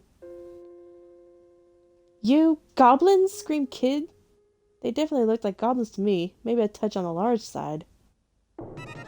There were 4 in total. The 2 in front of us and 2 that had appeared behind us, cutting off our path of escape. Angel rushed towards the 2 behind us. Meanwhile, Kid leapt at the 2 in front, holding her knife in both hands. I drew my knife and rushed to Kid's side. Crash! The spiked ball of the goblin's morning star smashed into the ground, crushing the storm flowing. Kid nimbly leapt out into the air, evading the attack, and landing on the goblin's exposed hand. She swung upward toward the goblin's head, plunging her knife into its left eye. Ow. Then she flipped backwards and stood ready for the next attack. That was Kid's style. Float like a butterfly, sting like a bee. The next goblin charged in, swinging its morning star towards me. Try to copy Kid, I guess. If she can do it, so can I. I jumped the moment just before the attack landed. The morning star crashed into the stone tiles. All I had to do next was to land on the goblin's hand and finish it off with my knife. I swung my knife upward, plunging into the goblin's left eye. Then I flipped backwards, readying myself for the next attack. My heart was racing. I'd done it. I'd actually managed to copy Kid's trick. I'd always admired the way that she fought. I'd always wished that I could fight just like her. And finally, my dream has come true. I'd really done it. Easy there. Not bad, mate. A compliment. A compliment for Kid. It was the happiest moment of my life. While you wipe that simpering look off your face, we're in the middle of a bloody fight. I should have known it wouldn't last. Here they come. She was right. This was life or death. My moment of happiness would have to wait. The goblin pulled the iron ball out of the floor and then bellowed with rage at the charge toward me. By now, using the opportunity to steal the maze from the goblin's bones and go behind it. I dodged the attack and kicked him in the face, using the opportunity to plunge my knife into the heart. Yeah. I deflected the garbage driving strike up towards the ceiling and aimed an almighty blow at its face with my foot. My momentum unbroken, I turned full circle in the air and landed perfectly back on my feet, immediately moving in to thrust my dagger deep into its chest. Shunk! The blade sank in up to the hilt. What the hell? I looked backwards, trying to put some space between us. The goblin grabbed me by the scruff of the neck and threw me bodily across the room. Ow. I slammed into the wall, then slid unceremoniously to the floor. The wind completely knocked out of me. I was still gasping for air when the creature's enormous form crashed unexpectedly to the ground beside me. Well, if you were going to do that, why didn't you do it sooner, I thought, through the pain. I thanked Badger for his timely intervention. Struth, you're a gutless wonder, Surge, grumbled Kid. Business as usual had assumed. It seemed. Oh, gosh. Sometimes I really did despair. Would you have hurt her to offer a you hurt, mate? Just once in a while, if only to mix things up for a bit? I've read this before because I suck. I'm a grown man, you know, I have feelings. But as ever, I said it only to myself, trying to tell her that for real would have been a swift route to an early grave and nothing else. So I let her words wash over me and did my best to stay strong. Man, I did good. I did better than usual. Wait a second. What's that? There was a leather bag on the ground, containing a sparkling gem. Now we're talking. Kid's face lit up with joy. Nice find, Surge. What a beaut. Kid snatched it away, leaving me to settle for the compliment. Ugh, I was a mess, and my body was screaming with pain, and I felt like I might pass out at any moment. If I took much more punishment from Lynx's minions, my night was going to be over pretty soon. I need to heal, man. Not bad, Surge. Not bad at all. Didn't know you had it in ya. There was a mischievous glint in Kid's eye as she rewarded me with a few rare words of praise. Oh, she gave me praise! I did it! We headed down the side passage. At the end of it came an old, immaculate plush door. This was the study. I want to go back inside, please. Surge, we don't have time for this. We're not going to magically find something useful by trying the same bloody room over and over again. Let's go someplace else. There was a tinge of annoyance in Kid's voice, but she wasn't being unreasonable. Without some kind of lead, we'd waste our time trying to find something. Oh, fine. But we didn't check everything. It's fine. Whatever.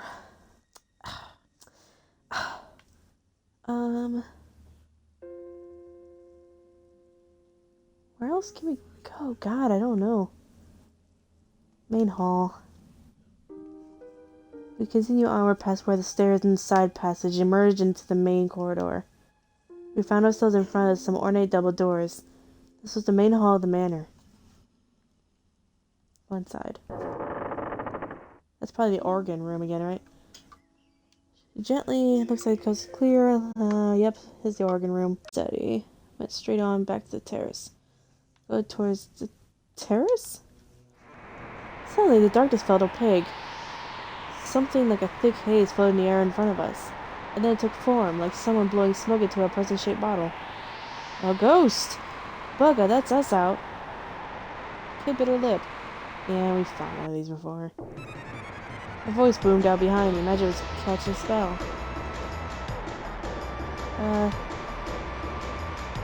knew it was useless, but drew my knife. I raised my knife toward the ghost with both hands, channeling all my willpower into the tip of the blade. Suddenly, a chilling shock ran through my body. The ghost was trying to drain the life from me. I felt so cold. The battle with the undead is a test of will. Whoever flinches loses first.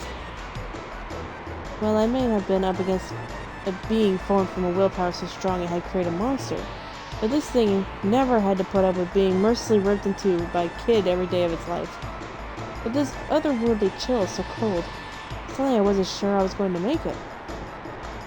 It was so cold.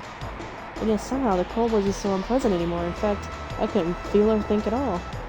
The only sensation I had was something akin to falling from a very high place. I felt so tired. Kid's screams grew more and more distant. Kid? Who's Kid? Did I die? Aw, man. And that was how I died. Yay! Blah, blah, blah. You still the class and there's a mirror, wow. Oh, spooky! Spooky! What is your desire? Ask her where the key is. Do you know where the key to the vault is? The mirror's reflection rippled and changed to reveal a room with numerous bookshelves. I knew it! A deep, sonorous voice spoke. You will find the key in the place I have revealed, the study. It is inside a book with a purple cover in the furthest bookshelf from the door. I might have to remember that. Purple cover, furthest bookshelf from the door. The image of the study vanished from the mirror and the voice went silent. It appears the spirit has left from the mirror. Okay. Cool. Beware. He knows. Was it the voice in the mirror again? What did it mean? Hurry up. Or we're leaving you behind, Serge. Okay. Flustered, I rushed after her. Cool. Okay, well, at least we did that. We retraced our steps. Eventually, we came across an ornate door on the left-hand side of Zrill's room. Lynx's daughter. Continue. Leading the group as usual. What's that? She jabbed her fingers at something in the darkness. Straining my eyes, I could see a pale white bundle of something shaking in the shadows. Huh, that's strange. I moved in front of the kid to try to get a better look. Then suddenly, the strange presence started crawling across the floor towards us at unbelievable speed. I didn't have time to brace myself. The white figure reached my foot, then reared up to its full height. It was a skeleton! Oh no! The skeleton and I stood face to face, his empty eye sockets staring straight at me, or seeming to at least. What was I going to do? Tackle it! I charged to tackle the skeleton, yeah! There was a crunching sound, and the clattering of bones as the skeleton was knocked back by the blow. Its body split clean in two at the waist. Better luck next time, muttered Kid dryly. As if in response, the skeleton's upper body picked itself up from the ground and turning its skull towards me. Balancing its body with its left hand, it then pulled the skull from its head with its right hand. What's it doing? Before I could get the words out, it had heaved its skull at me. Dodge. Whoosh! The skull sailed past me as I quickly stepped aside. Ow! Only to smash into Kid, who was standing right behind me. That bloody hurt! What did you move out of the way for? Sorry! I'm sorry! She returned the favor by thumping me in the back of the head. I'm sorry. I'm a coward. I just walked over to where the skull lay on the floor and stamped on it, shattering it to pieces. The rest of the skeleton collapsed, falling apart with a clatter, and it didn't move after that. Sorry. My bad. We're done here. Let's get moving.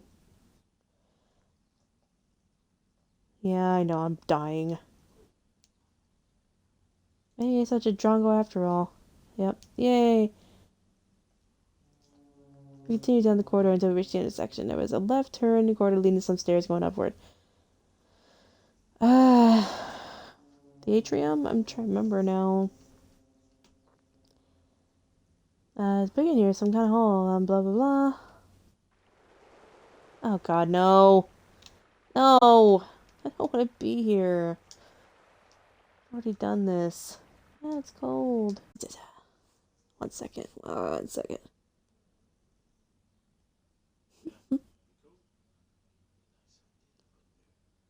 Oh, man. What?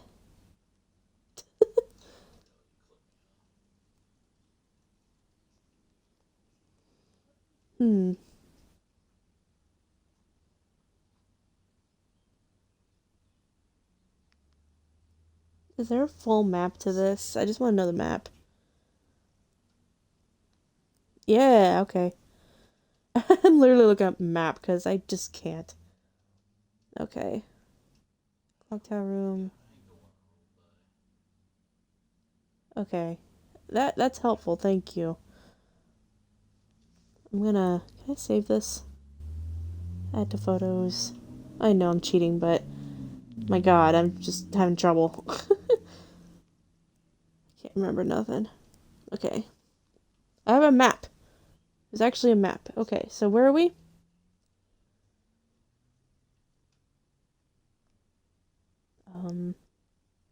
We're in the atrium. Okay. Whew, that was a close call. So the whole thing was a trap, eh? Okay. Blah, blah, blah. Well, at any rate, I think we kind of dead end. Let's go. Defeated, we left the atrium.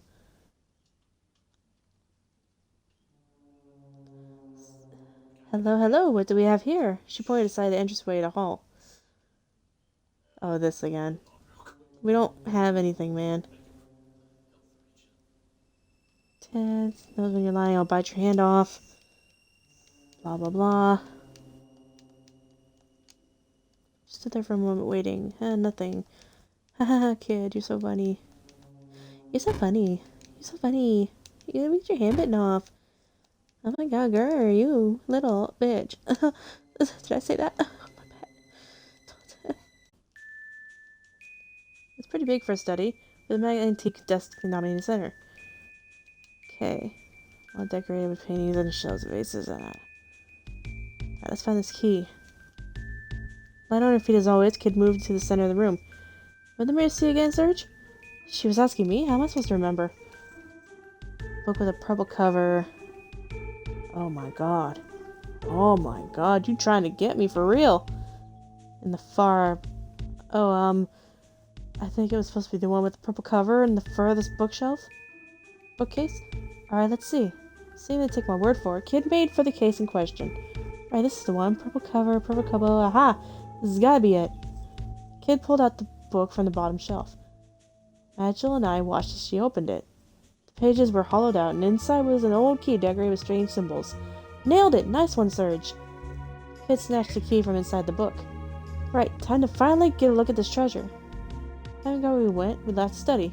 Okay, we didn't get the soldier coming in or whatever. Made our way back in the devil. Ah, my map! No! My phone! Show me, I'm panicking. Some stairs led downward and the corridor branch left. Okay. So. If we go left, there's a ballroom. Where's the... Let's go to the treasure vault. That's where we need to go, right? So...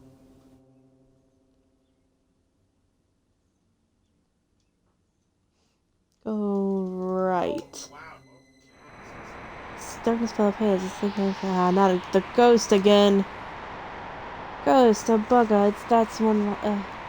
I hope this doesn't kill me. I should have saved.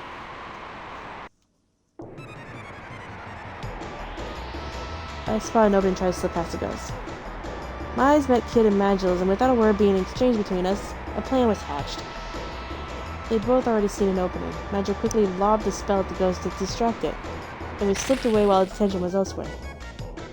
We'd sorely underestimated it. As if anticipating our movements, the ghost suddenly swelled in size, trapping us completely within a special embrace. It was so cold, and yet somehow the cold wasn't unpleasant anymore. No! No, what the... No, I found the key! Are you kidding me? And that was how I died. Man, I'm just screwed. We came across the last student on the left. On the left, yeah. So our claim had to keep something safe. Okay, should buy something. Go inside. Should do it. Kid slipped the key in. Nobody found the lock. Lines of magical light flashed across the surface of the door and vanished as the magical barriers were dispelled. Nice. Up, down, left, right, blue, red, green, every color under the sun. And then all was quiet, and the darkness of the manor returned. Right, we're in. With a creak, the heavy door gently swung open. As soon as I saw what was inside, I gave a gasp. Kid stepped aside. Wow, we hit the mother lode! Aw, it's treasure, baby. Out of the darkness loomed a veritable mountain of gold, silver, priceless works of art, and exquisite trinkets. Kid looked as if we were on the verge of drooling at the sight of it all. But what thief wouldn't have been? After all, this was the kind of hoard that few people would ever come across in their lifetime. The smallest fraction of this vast amount of riches would have been even the most careless spendthrift set for life. Our goal is the frozen flame. Ignore the rest. Magil spoke with an oh my god, I'm losing it. Dedication to our mission. He had not even batted an eyelid at sight that greeted us. Yeah, I know. Kid was disappointed, of course. but she soon set about scanning the room for an object of our hunt. Wait, is that it? Look! On the pedestal over there. I turned to see what his kid was pointing at.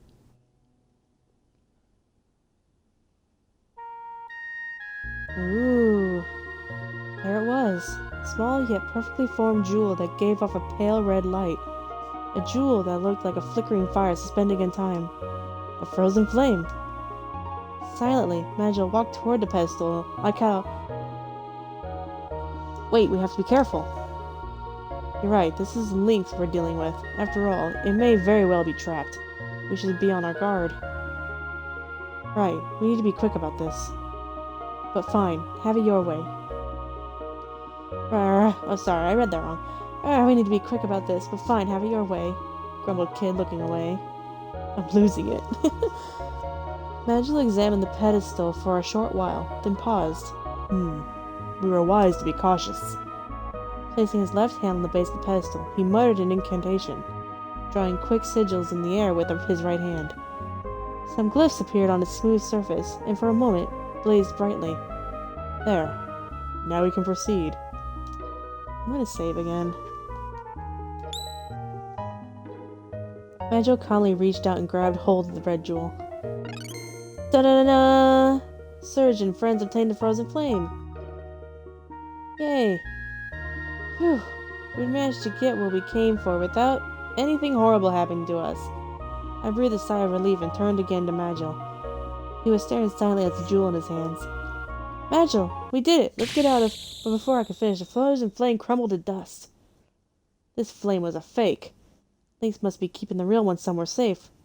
What? Suddenly, a siren rang out. The room was flooded with light, and metal bars slammed down in front of the door. I turned with a gasp to see Kid frozen, an ornate crown in her hands, and a wide-eyed look of awkward shock on her face. Dun-da-da! Kid and friends obtained a golden crown, too! You're kidding me, right? You had to go and... You complete bonehead! I let rip with a stream of choice insults. In my head, that is. Metallic parrots in the four corners of the room suddenly came to life, flapping their wings and screeching, "Ah! Thieves! Thieves!" Don't you start. We're in trouble.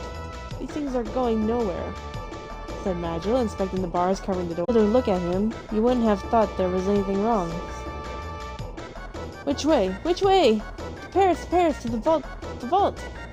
We heard voices in the distance. The band of guards were coming. Kid dived behind a pile of gold coins. Find somewhere to hide! In a panic, I looked around the room. There was a large chest sitting wide open next to a pillar.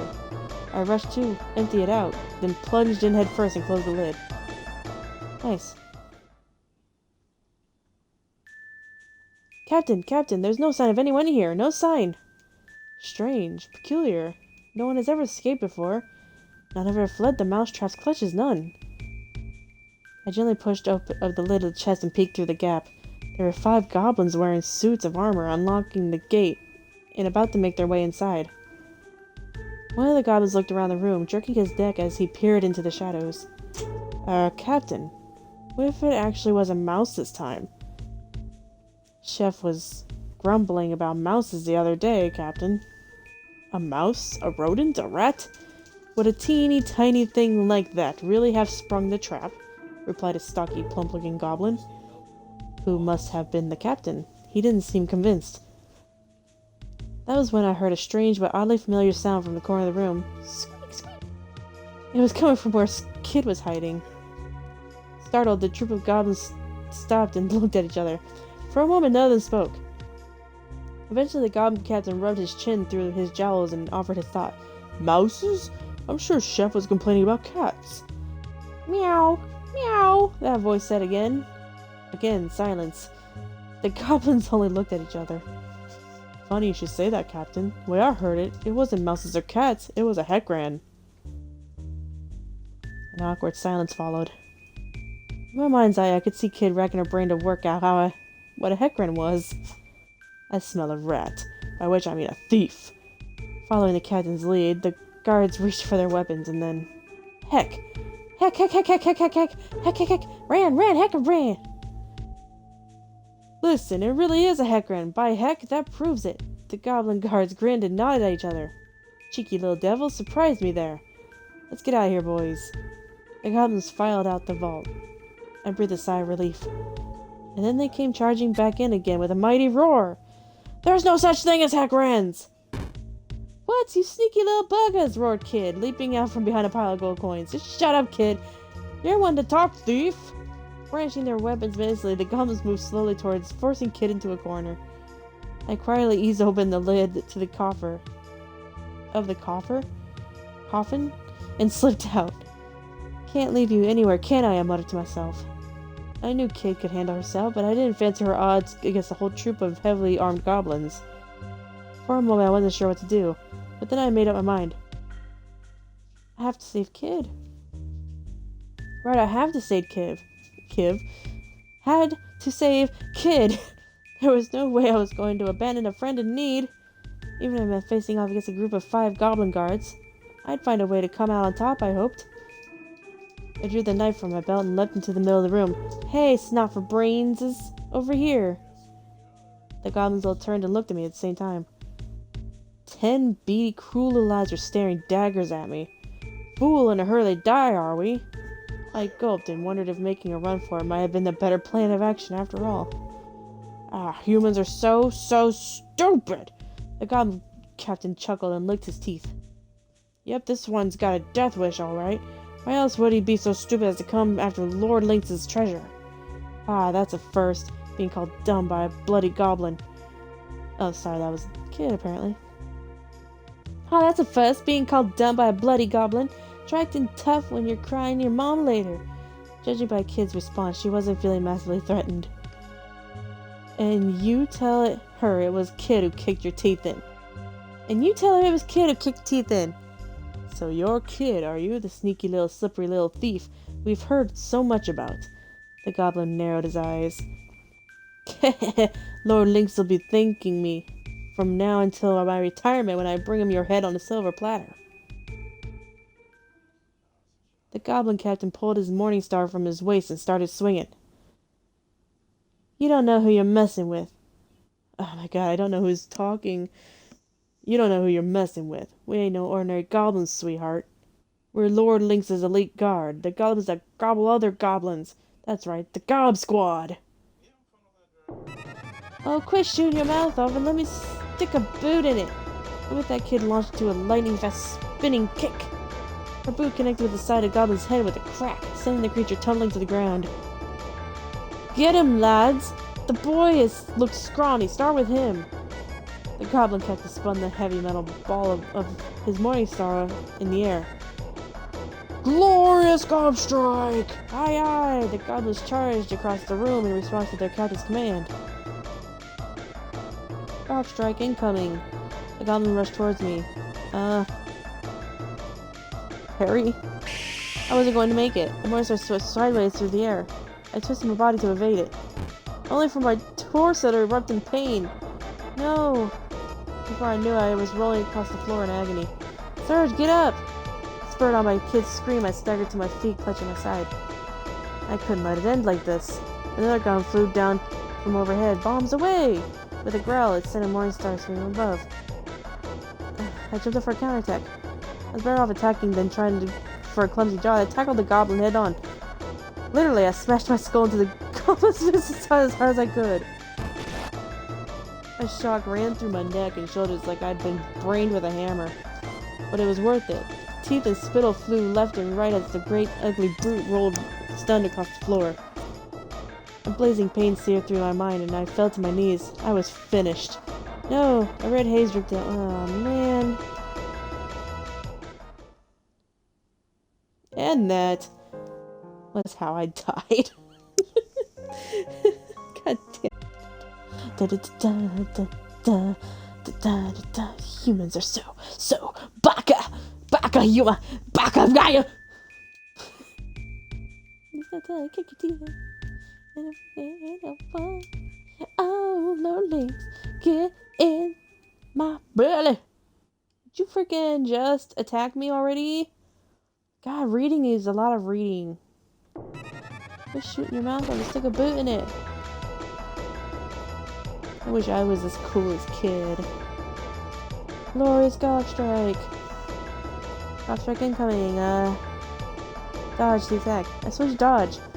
Well, I tried to at least. The monster slammed to my shoulder. Ow! I writhed in agony. God, why is everything I do incorrect? I ain't done with you yet. Another of the goblins hesitated for just a moment, only to be run through by a spear of pure lightning conjured up by Magil. The goblin let out a blood-curdling howl as electric coursed through his body. It clutched awkwardly at his chest where it had been struck, its face contorted in agony and horror. Magil's cape fluttered, and his piercing eyes stared coldly at his victim. None who defy me shall escape my wrath. Another flew down and bombs away. Roll away. I rolled across the foot, dodging the attack. But I wasn't fast enough. What do you mean? God, everything is wrong. I let out a howl as the force of the impact jutted through my body. I was finished. What are you supposed to do? Everything I do is wrong. Everything I do is wrong. Everything! Everything I do is incorrect. You don't have to watch this. This is kind of painful. Ready myself to parry. I just managed to put my enemy's attack aside and tried to strike him with a knife, landing a heavy blow right into the... I landed a blow right in the goblin's unguarded flank. The goblin's face crumpled in agony. I did that. There's more where that came from. Please have mercy. The stricken goblin had collapsed to the floor with its eyes widened in fear. This isn't a game, sir. Watch yourself, will ya? And the goblin flew down overhead. With a growl, it sent a mortar star from above. Roll away. I rolled across the floor, dodging the attack. The morning star crashed to the flagstones, sending sparks flying. That was a close shave. Dang! Why did it work this time? I made good escape by rolling further, clumsily putting some distance between myself and my attacker. God Strike incoming. Ready myself parry. I just pushed my enemy's attack aside, but only for the god to knock away my aww. The semi crashed into the ground. The shock sent flashlight lights singing into my head. Dang it! Nigel, okay. He did that. Bombs away with a growl. I jumped up for a counterattack. And bounced helplessly off its enormous rock-like body and fell on the floor, and I'm dead again. Hey. Okay, there's a pattern to it. I know. And that was how I died. And that was how I died. And that was how I died. And that was how I died. That's how I wrote this book. Because I fucking died! Because I fucking... You can't save during fights. Ready yourself for a parry attack. Managed to push my head aside, strike him with a knife. What?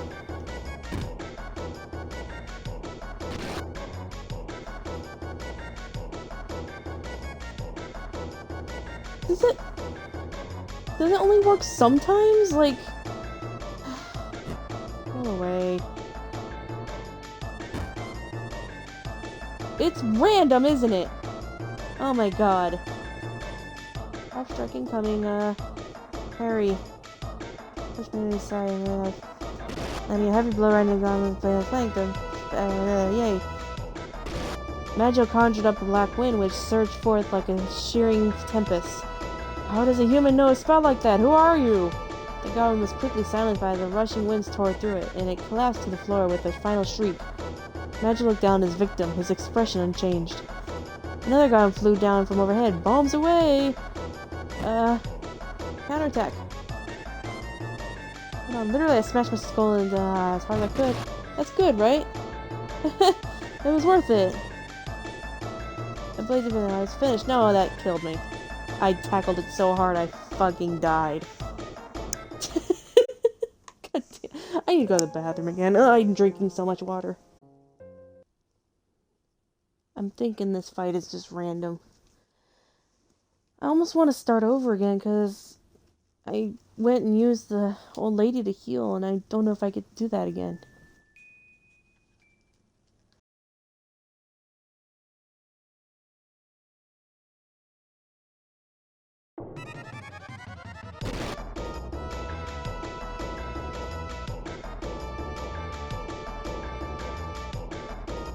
You save again right there. There you go. Okay. Dodge the attack. Try to at least. Rise in agony, yay. How does a human know a spell like that? Who are you? Final shriek, look down the expression and change. The ground, counterattack. Literally smash my skull. I'm dead. Guys, this is death.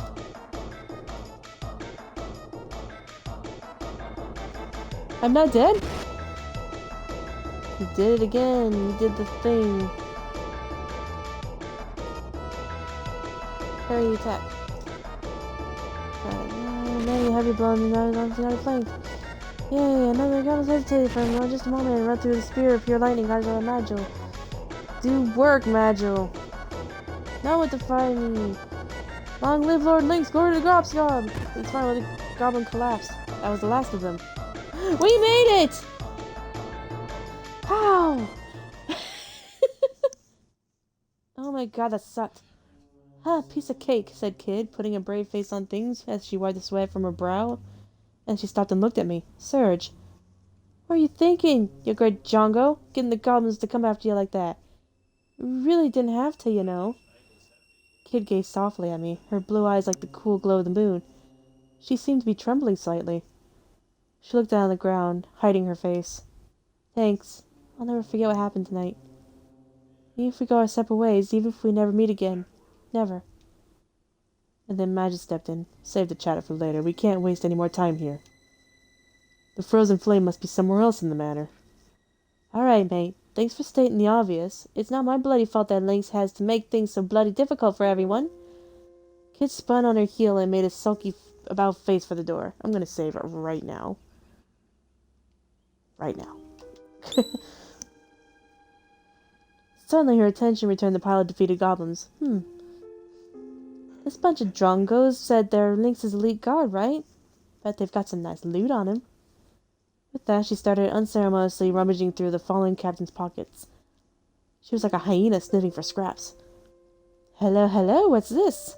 She found an odd metal plate. It resembled an open hand and was covered in runes. Reckon this might open some other door somewhere. Well, never know when we might come in handy either. Find us, keep us. The plate vanished into Kid's pockets. I bet that goes into the weird face in the wall. Looks like there's nothing else worth talking unless you count pocket lint and bits of string. She rose to her feet and looked around the room. You know, it's a real shame to leave the rest of all this loot just sitting here unloved. Suppose we can come back for it whenever. Kit turned to face us and flashed a grin. Alright, lads, let's get a move on. It ain't gonna be dark forever. That hand-shaped plate is our only clue for now. Oh, sorry. That hand-shaped plate is our only clue for now, muttered Magil, seemingly to himself. And with that, we left the vault in search of real frozen flame. Oh my god, that sucked. I am dying. Don't even blow on me, I'll die. The corridor outside the room stretched off to the left and right. Oh, my map. My map is... Okay. No, my map. There's a torture chamber. Ooh, we don't want that. I don't think we want that. Let's go towards the terrace. Corridor, continue back to terrace.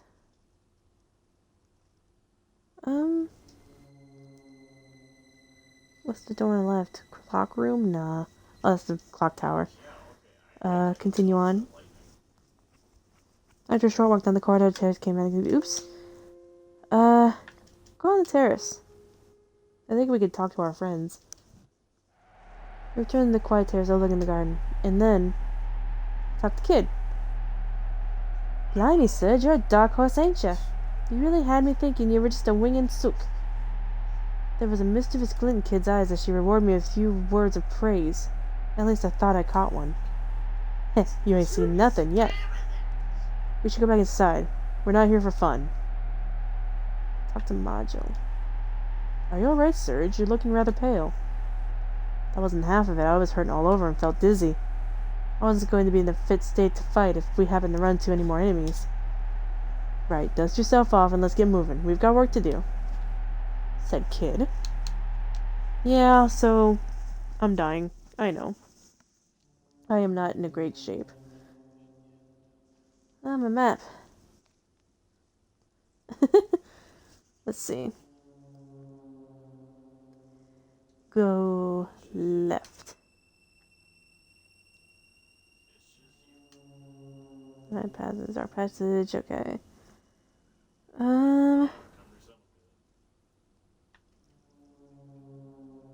Towards study. We'll go down the stairs. Crept down the staircase. At the bottom, the path split. Now we want to go left.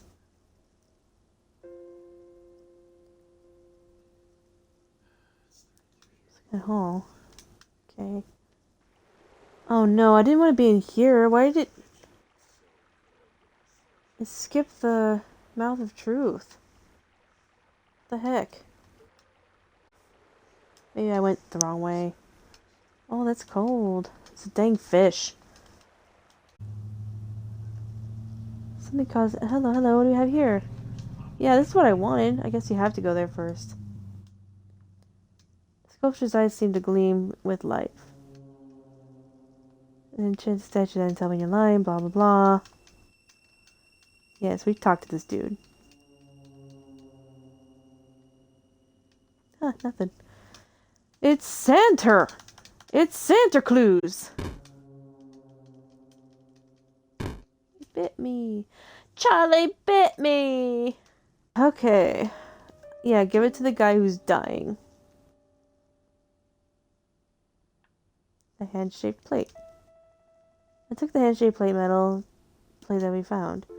After taking another look at the runes, I was no closer to working out what they might mean. Here goes nothing. I stuck the plate into the mouth of truth. Oh, excuse me, marble maw. As soon as I did so, its eyes rolled upward, and the wall gave a light judder. A low rumbling sound came from the sculpture's mouth.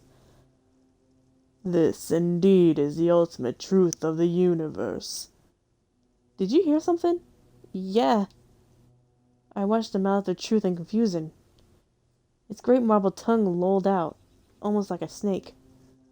It coiled around the plate, seizing it and pulling it deep inside. What's going on? In a panic, I looked to Magil for answers. It seems this ineffable truth of the universe has left even the mouth of truth tongue-tied. Magil answered his usual deadpan manner. I think he might even been trying to make a joke. Hang on, so that plate thingy revealed the truth of the universe? And you went and grabbed it down Beardy's gullet? Do you realize how much we could have sold that for? Kid kicked the floor in frustration and snapped her fingers. Like, aw, man! And then drains on all sides of the room suddenly opened wide. The red water formed eddies as it sank away. Helpless, the pteranodons were washed away with the current. Soon only trickles of water were left, slowly dripping away. Well, that's a stroke of luck, ain't it? Guess we won't be sleeping with the fishies tonight, grinned Kid, looking at the empty pool. We crossed the drained room, making for the exit on the other side, and pressed on. Yay, we're doing things! Look at me go! We went through the atrium and continued down the corridor, before finding ourselves at the fork in the road. The corridor stretched off to the left and right. I'm just gonna bring up my map again. Went through the atrium. So... oh boy. Save again.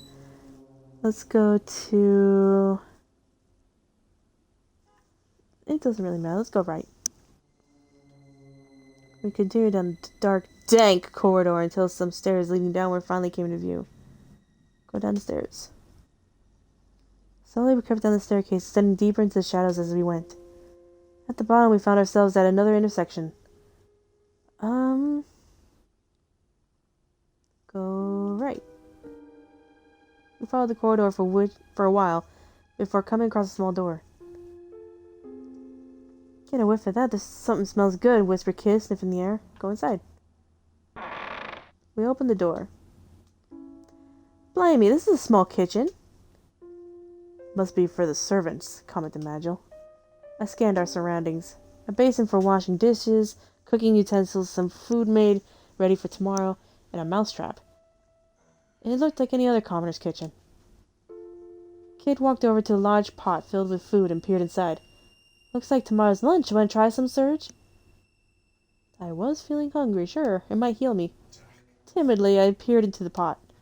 It looked like stew, and it didn't smell bad at all. Almost inviting. I scooped some up with a ladle and brought it to my mouth.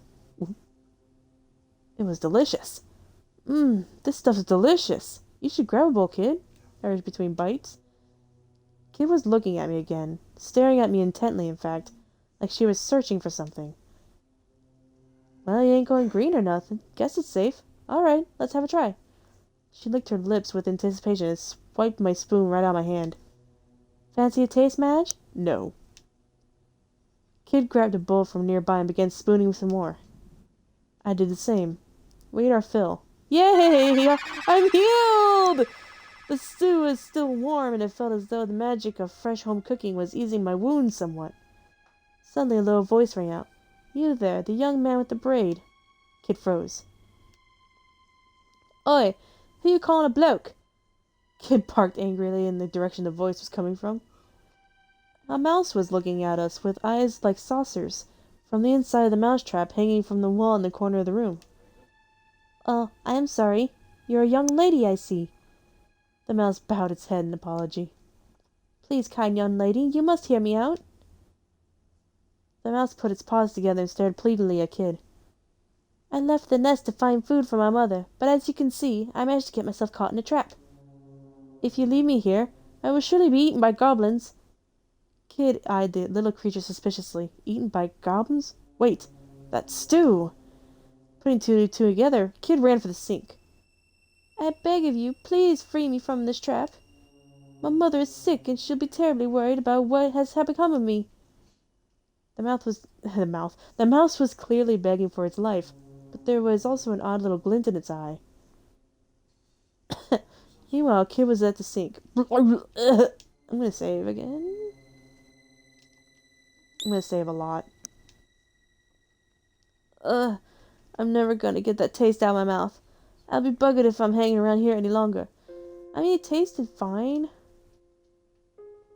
Kid had returned from the sink, only to stamp off toward the door. She was looking very green around the gills. Kindly young lady, I don't suppose you could free me first? You got yourself into this mess. You can sort it out yourself. Kid all but spat on the ground as she left the room. The mouse's eyes welled up as it looked at me. Young man, please, you're my only hope. Ah, man. I guess. Yeah, fine. Unable to bear it staring at me anymore with those pleading eyes, I lifted down the cage and opened the door. The mouse bounded happily out from inside. Keke! Oh no, the mouse gave a wicked chuckle. You poor naive fool!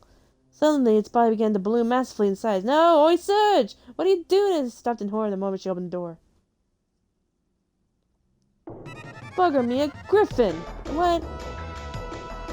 The enormous creature stared balefully down at us. Idiot humans! My mother's not sick, but yours will be when she sees what I've done to you. Good golly, Surge, you're a bloody liability, you are. Oof, okay, maybe I made a mistake, but she didn't have to rub it in like that. The griffin gave an almighty cry and leapt towards us. Man, I'm so trusting. I duck. Caught off guard, I tried to best dodge the attack, but the blow never came as the griffin suddenly lost its balance and came crashing to the ground. Oh bother, I'm too hungry to even fight properly. What on earth? I breathed a sigh of relief, running a hand down my chest. Alright, little mouse. Now it's time for a real show to begin. Kid walked up to the griffin, cracking her knuckles. Please, kindly young lady, this is all a misunderstanding. A terrible misunderstanding. Panicking, the creature leapt to its feet. You can't kill me. I have useful information. If you let me go, I promise I'll tell you everything I know. Everything. Yeah? I know how much a promise from the likes of you is worth. Kid took another step towards the griffin. not skipping a beat. Ah, please! Kid kept coming. The griffin kept on shrinking away. Enough! Magic called for Kid to stop. Let's hear it. Oh, oh, oh, thank you, kind sir. The griffin was beside itself with relief. Spoil my fun, why don't you? Grumbled Kid, pouting as she turned away. Listen well, O merciful Savior. Right thrice, left twice. Right, oh no. I'm gonna take a picture of this too. I'll forget. Right thrice, twice. Right twice. There. Should you find yourself trapped in one of Lynx's swirling snares, remember my words. With that, the griffin returned to its mouse-like form and disappeared into a small hole in the wall. Trapped in Lynx's snares? Ha! As if I'd be thick enough to walk into one of his traps. We already have. Let's get out of here. We've wasted enough time already. Kid turned on her heel and made for the door. We left the kitchen. Yay, I healed myself though. That's cool.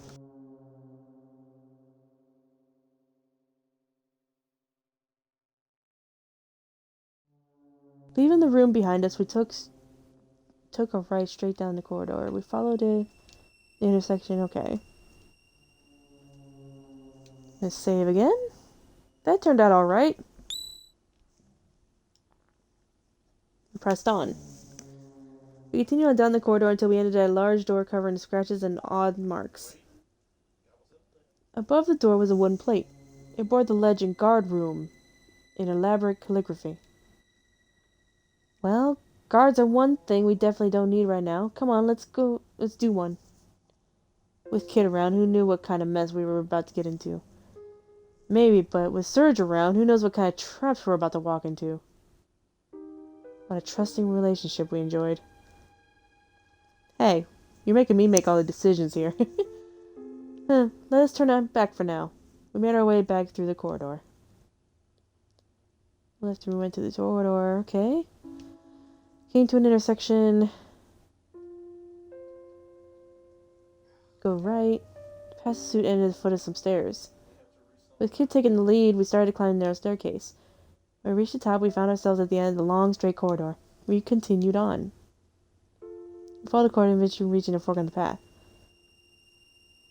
The corridor into your head. Go straight. We continued down the corridor, eventually reaching an old, rather sturdy-looking door. Bloody marvelous! Another bloody door with a bloody magic barrier on it. Wonder what's inside. Me sixth sense tells me it ain't treasure. Kid whispered back to us as we examined the door. I suspect that this is the Manor's dungeon, replied Magil, his eyes closed in concentration. I can hear the sound of someone moaning in the darkness on the other side. Oh, that's that kind of room.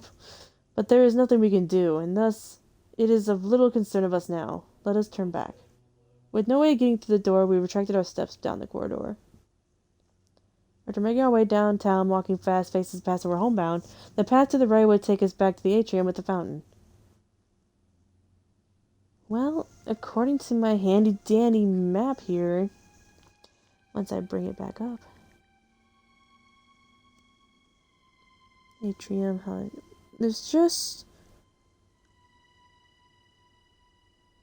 there's a couple rooms I have not been in, so let's just try to look at them. Go towards the atrium.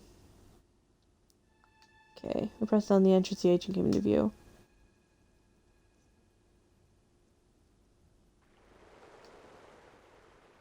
Okay, the exit leaving the guy. Continue on.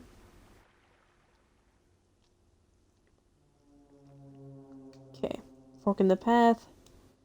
Go path on the right. With Kid leading the way, we started to climb the staircase. Okay. Okay. Corridor May Hall. Towards the terrace. Side passage. Go right. We continued on, we passed where the stairs and the side passages emerged into the main corridor. We found ourselves in front of some ornate double doors. The main hall of the manor. Go inside. Oh no, is this the organ room again? So the closest killer. Gosh dang it. Okay, yeah, we've been here a billion times. My bad. Okay, so there's this one room that we haven't been in. And it's on the other side of this hall.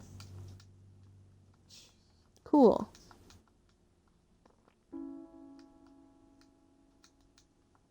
I've never played a game like this. Lift the hall and continue down the corridor. Dark hall passage. Go straight on towards the terrace. Something's there. I quickly looked around to see what it was. What could it be? I couldn't figure it out. The wall began moving. 2 enormous goblins. Yay. You goblins. Yep. There are 4 in total. 2 in front of us and 2 that appear behind us. Measure us towards the 2 behind us. Meanwhile, clever them 2 in front. I drew my knife. Crash! The spike ball of the goblin's morning star smashed to the ground. Okay. Okay, we've done this before, and plunged into the left eye. Try to copy her trick. The monster crashed his stone tiles. And then I got his hand on my knife. Whoops, I messed up my landing. Gosh dang, I hate that it's random. It's not quite how I meant for it to happen, I thought, and then I looked up. The goblin was towering over me, swinging its morning star over its head once more. I'm done for. My knife has flashed before my eyes, but then a knife shot through the air and plunging into the back of the goblin's hand. This was my chance. Go. While the goblin was distracted, I seized my chance to leap toward it, aiming the knife directly at its heart. Thud! The blade disappeared into the goblin's chest. But then, clunk, something struck me squarely in the head. Oh wait, I know what happened. It slowly dawned on me as I faded out of consciousness. The dying goblin had dropped his morning star on me. A light darted through the darkness, and again. Sir, Joe, wakey, wakey, no sleeping on the job, mate! He was slapping me back and forth across my face. Ow! Ow! Hey, quit it! Twice was a rude awakening. Aye, shut your pie hole. You should be thanking your lucky stars that I woke you up in Ravishing Beauty and not some goblin god. Ravishing Beauty? You mean Raging Egomaniac? Was what I wanted to say, but I knew better than to risk it. Wait a second, what's that? There's a leather bag on the ground containing some recently cooked meat. Lucky me, I beat into the meat with most hesitation. Nice! Oi, where's my share? Busted. I pretend not to hear. I was starting to feel a little worse than wear. Okay, well, at least we're not freaking dying. Yay. This is room again. Hush, puppy. It was Lynx's room.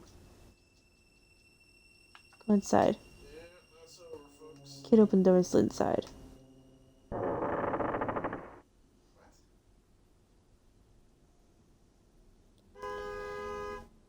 Okay. Jesus.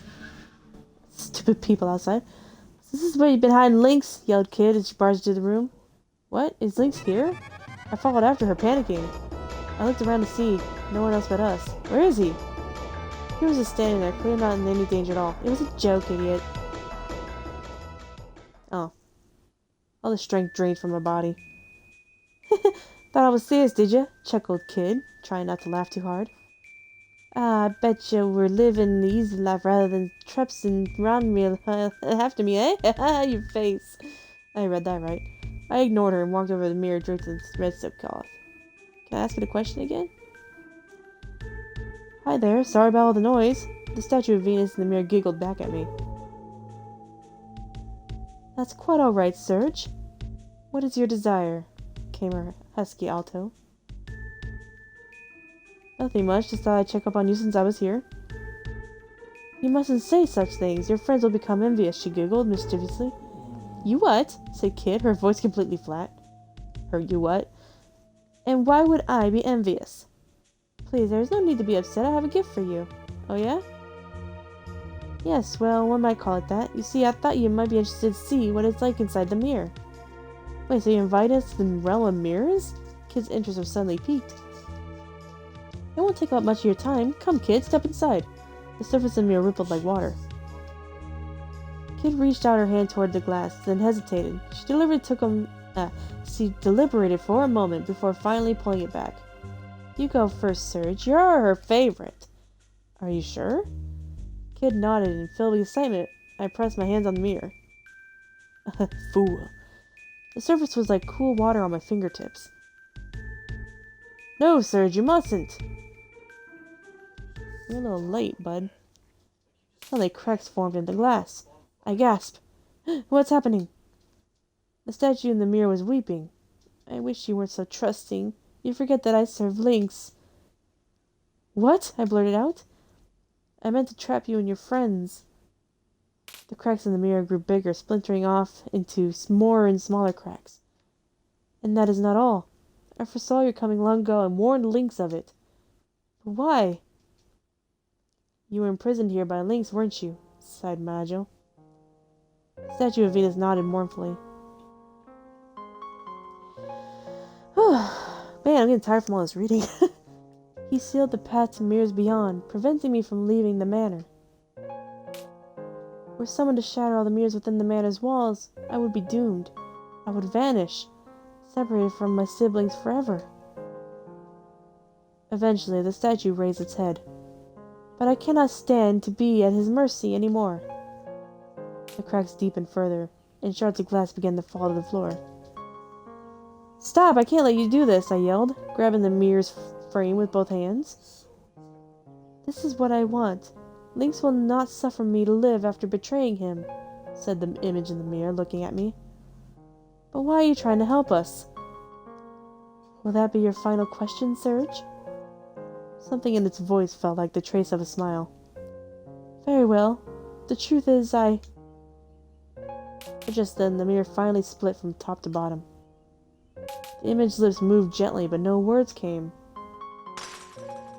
I tried to scream, but I could do little more than whimper. I took a shard of glass from the floor and gripped it tightly in my hand. Serge? Behind me, Kid was softly calling my name. I gave a slight nod and slowly turned around. Let's go. As we left the room, I turned to look back one more time, my eyes coming to rest at the remains of the mirror. I'd never be able to hear her voice again. I turned again and left the room. Bro, you knew her for a minute.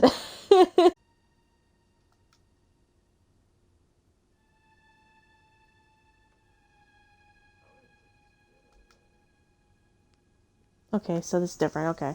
I guess I had to do all that first. Kid pressed an ear against the door and listened carefully. Doesn't sound like anyone's there, she whispered. Go inside. Kid opened the door. The room had seemed completely silent from the outside, and so we had thought it was empty, but there inside was a lone goblin. It was sitting in a chair with a book in its hand. A light steam drifted from the teacup on the table in front of it, and with it a delicate aroma. Tea. I'm gonna need some after this. Oof. He's just chillin', he's just vibing. The goblin peered at us curiously over his spectacles. There was something different about this one. I could tell it as much as the glance. Heavens, how rare it is to have guests. Heavens! Heavens, how well spoken for a goblin. I could only feel dread and suspicion at the sight of him nonetheless. Sorry, mate, but we're not your guests. Carve up the key in the dungeon if you want to live. Kid slammed her knife onto the table to illustrate her point. Thunk! But the goblin didn't so much as flinch. Ah, you must be Kid. What a pleasure this is. I have always so wanted to meet you. Why, you're even more ravishing than the rumors would. Before the goblin could finish, Kid's knife flew through the air. With a quick flick of his wrist, the goblin caught the blade with the back of his book, a mere inch from his face. I see that your approach is as radical as the name of your merry band would suggest, the goblin said, pulling the knife free and handing it back to Kid. She took it without a word. But her gaze had changed. She was like a cat, cautiously studying its prey. And I was just getting to the good part, too. Oh well, I suppose I shall have to give up on ever finishing it now. The goblin casually flung the book over his shoulder and into a nearby bin. Allow me to introduce myself, if I may. I am Grinsmeld, and I am the guard on watch. No need to stand, please, do take a seat. You're welcome to tea, of course. The goblin beckoned us to sit down. Did he mean to poison us? If I may, Maggio calmly took a seat, ignoring the obvious suspicion in the air. Sit down next to Maggio?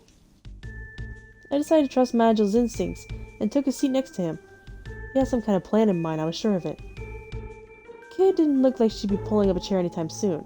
She was standing with her arms crossed, eyeing the goblin suspiciously. The goblin poured 3 cups of tea. Here you are. Without the slightest hint of hesitation, Maggio took his teacup and lifted it to his lips. He sipped, then placed the cup back down in his saucer. Himalayan tea. Not a blend I'd expect to find here. Heal my Aelin. Oh, it's like ales. That's funny. What a pleasure it is to encounter a fellow connoisseur. Yes, it is a rare blend, and one mainly enjoyed by the noble classes. I couldn't believe the conversation I was hearing, but I also couldn't help wondering what this rare tea might taste like. My eyes rested on the cup that had been poured for me. I couldn't shake the fear that it might be poisoned, but I also couldn't ignore how delicious it smelled. Before I knew it, the cup was in my hands. This is great, I blurted out. I had never had such delicious brew in my entire life. My aches and pains faded away. Yay! I glanced over at Kid, who was blowing manically at the liquid in her cup. Like, I'd forgotten that she was paranoid about burning her mouth on things. Why? Now that we're comfortable, let's get down to the brass tacks, as they say. I do indeed have the key to the dungeon, as you surmised. But you will also be aware that I cannot simply give it to you. Give it away. I glanced over to Kid again. Typical, she wasn't listening to a word Grimseld was saying. She was huffing and puffing at her tea. It seemed it would be up to me to respond. I suppose that means you want something in return. You'd like to know what I want? I want your heads. I pulled out my knife. Or rather, I'm sure that's what my employer would have me say, but no, I have no such barbarous aspiration. Furthermore, I doubt I'd be a match for you. Grimsmell chuckled as he said that.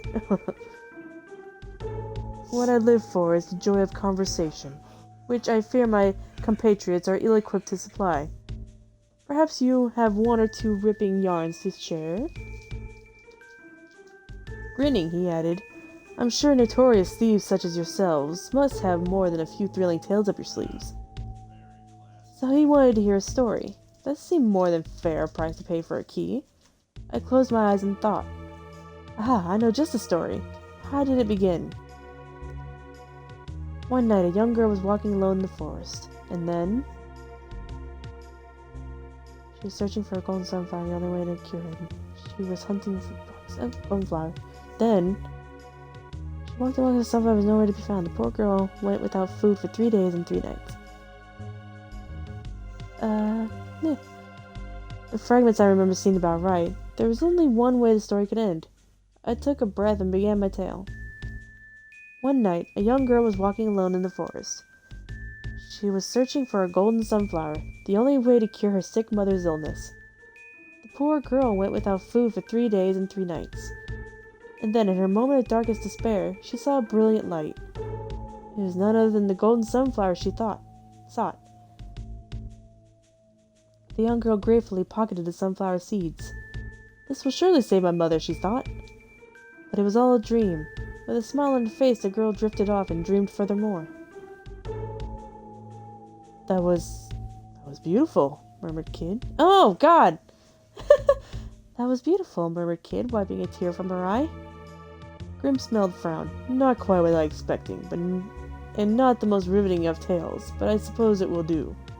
A key, as promised. And I took it from Grimsmeld's hand. Well, it was a cool story.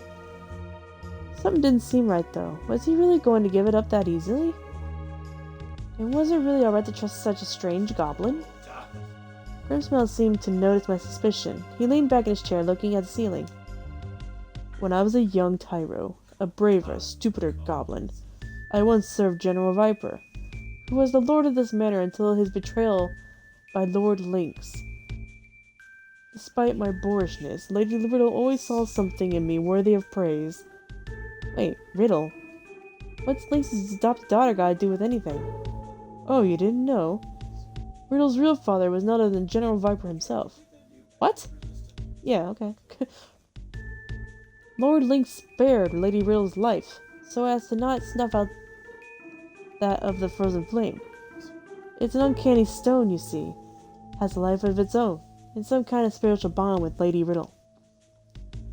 If only there was some way that I could free milady from this manor, unless I alone powerless to do any such thing. Of course, I would have no qualms if, say, you were the top of the server.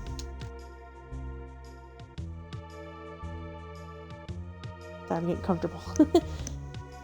I assume you intend to slay the old beast, I mean. It was a strange inquiry to make so casually. Well, if it comes to it. I was more than a little taken aback by the directness of Grismel's question. I'd never expected to find one of Lynx's own guards asking me something like that. Suddenly I was shoved aside. Not if it comes to it. We're gonna kill him tonight. And kill him good. It was Kid, of course. And in exchange, I'll have some more of that tea we'd take with us. Oh my god, I don't know if I can do this.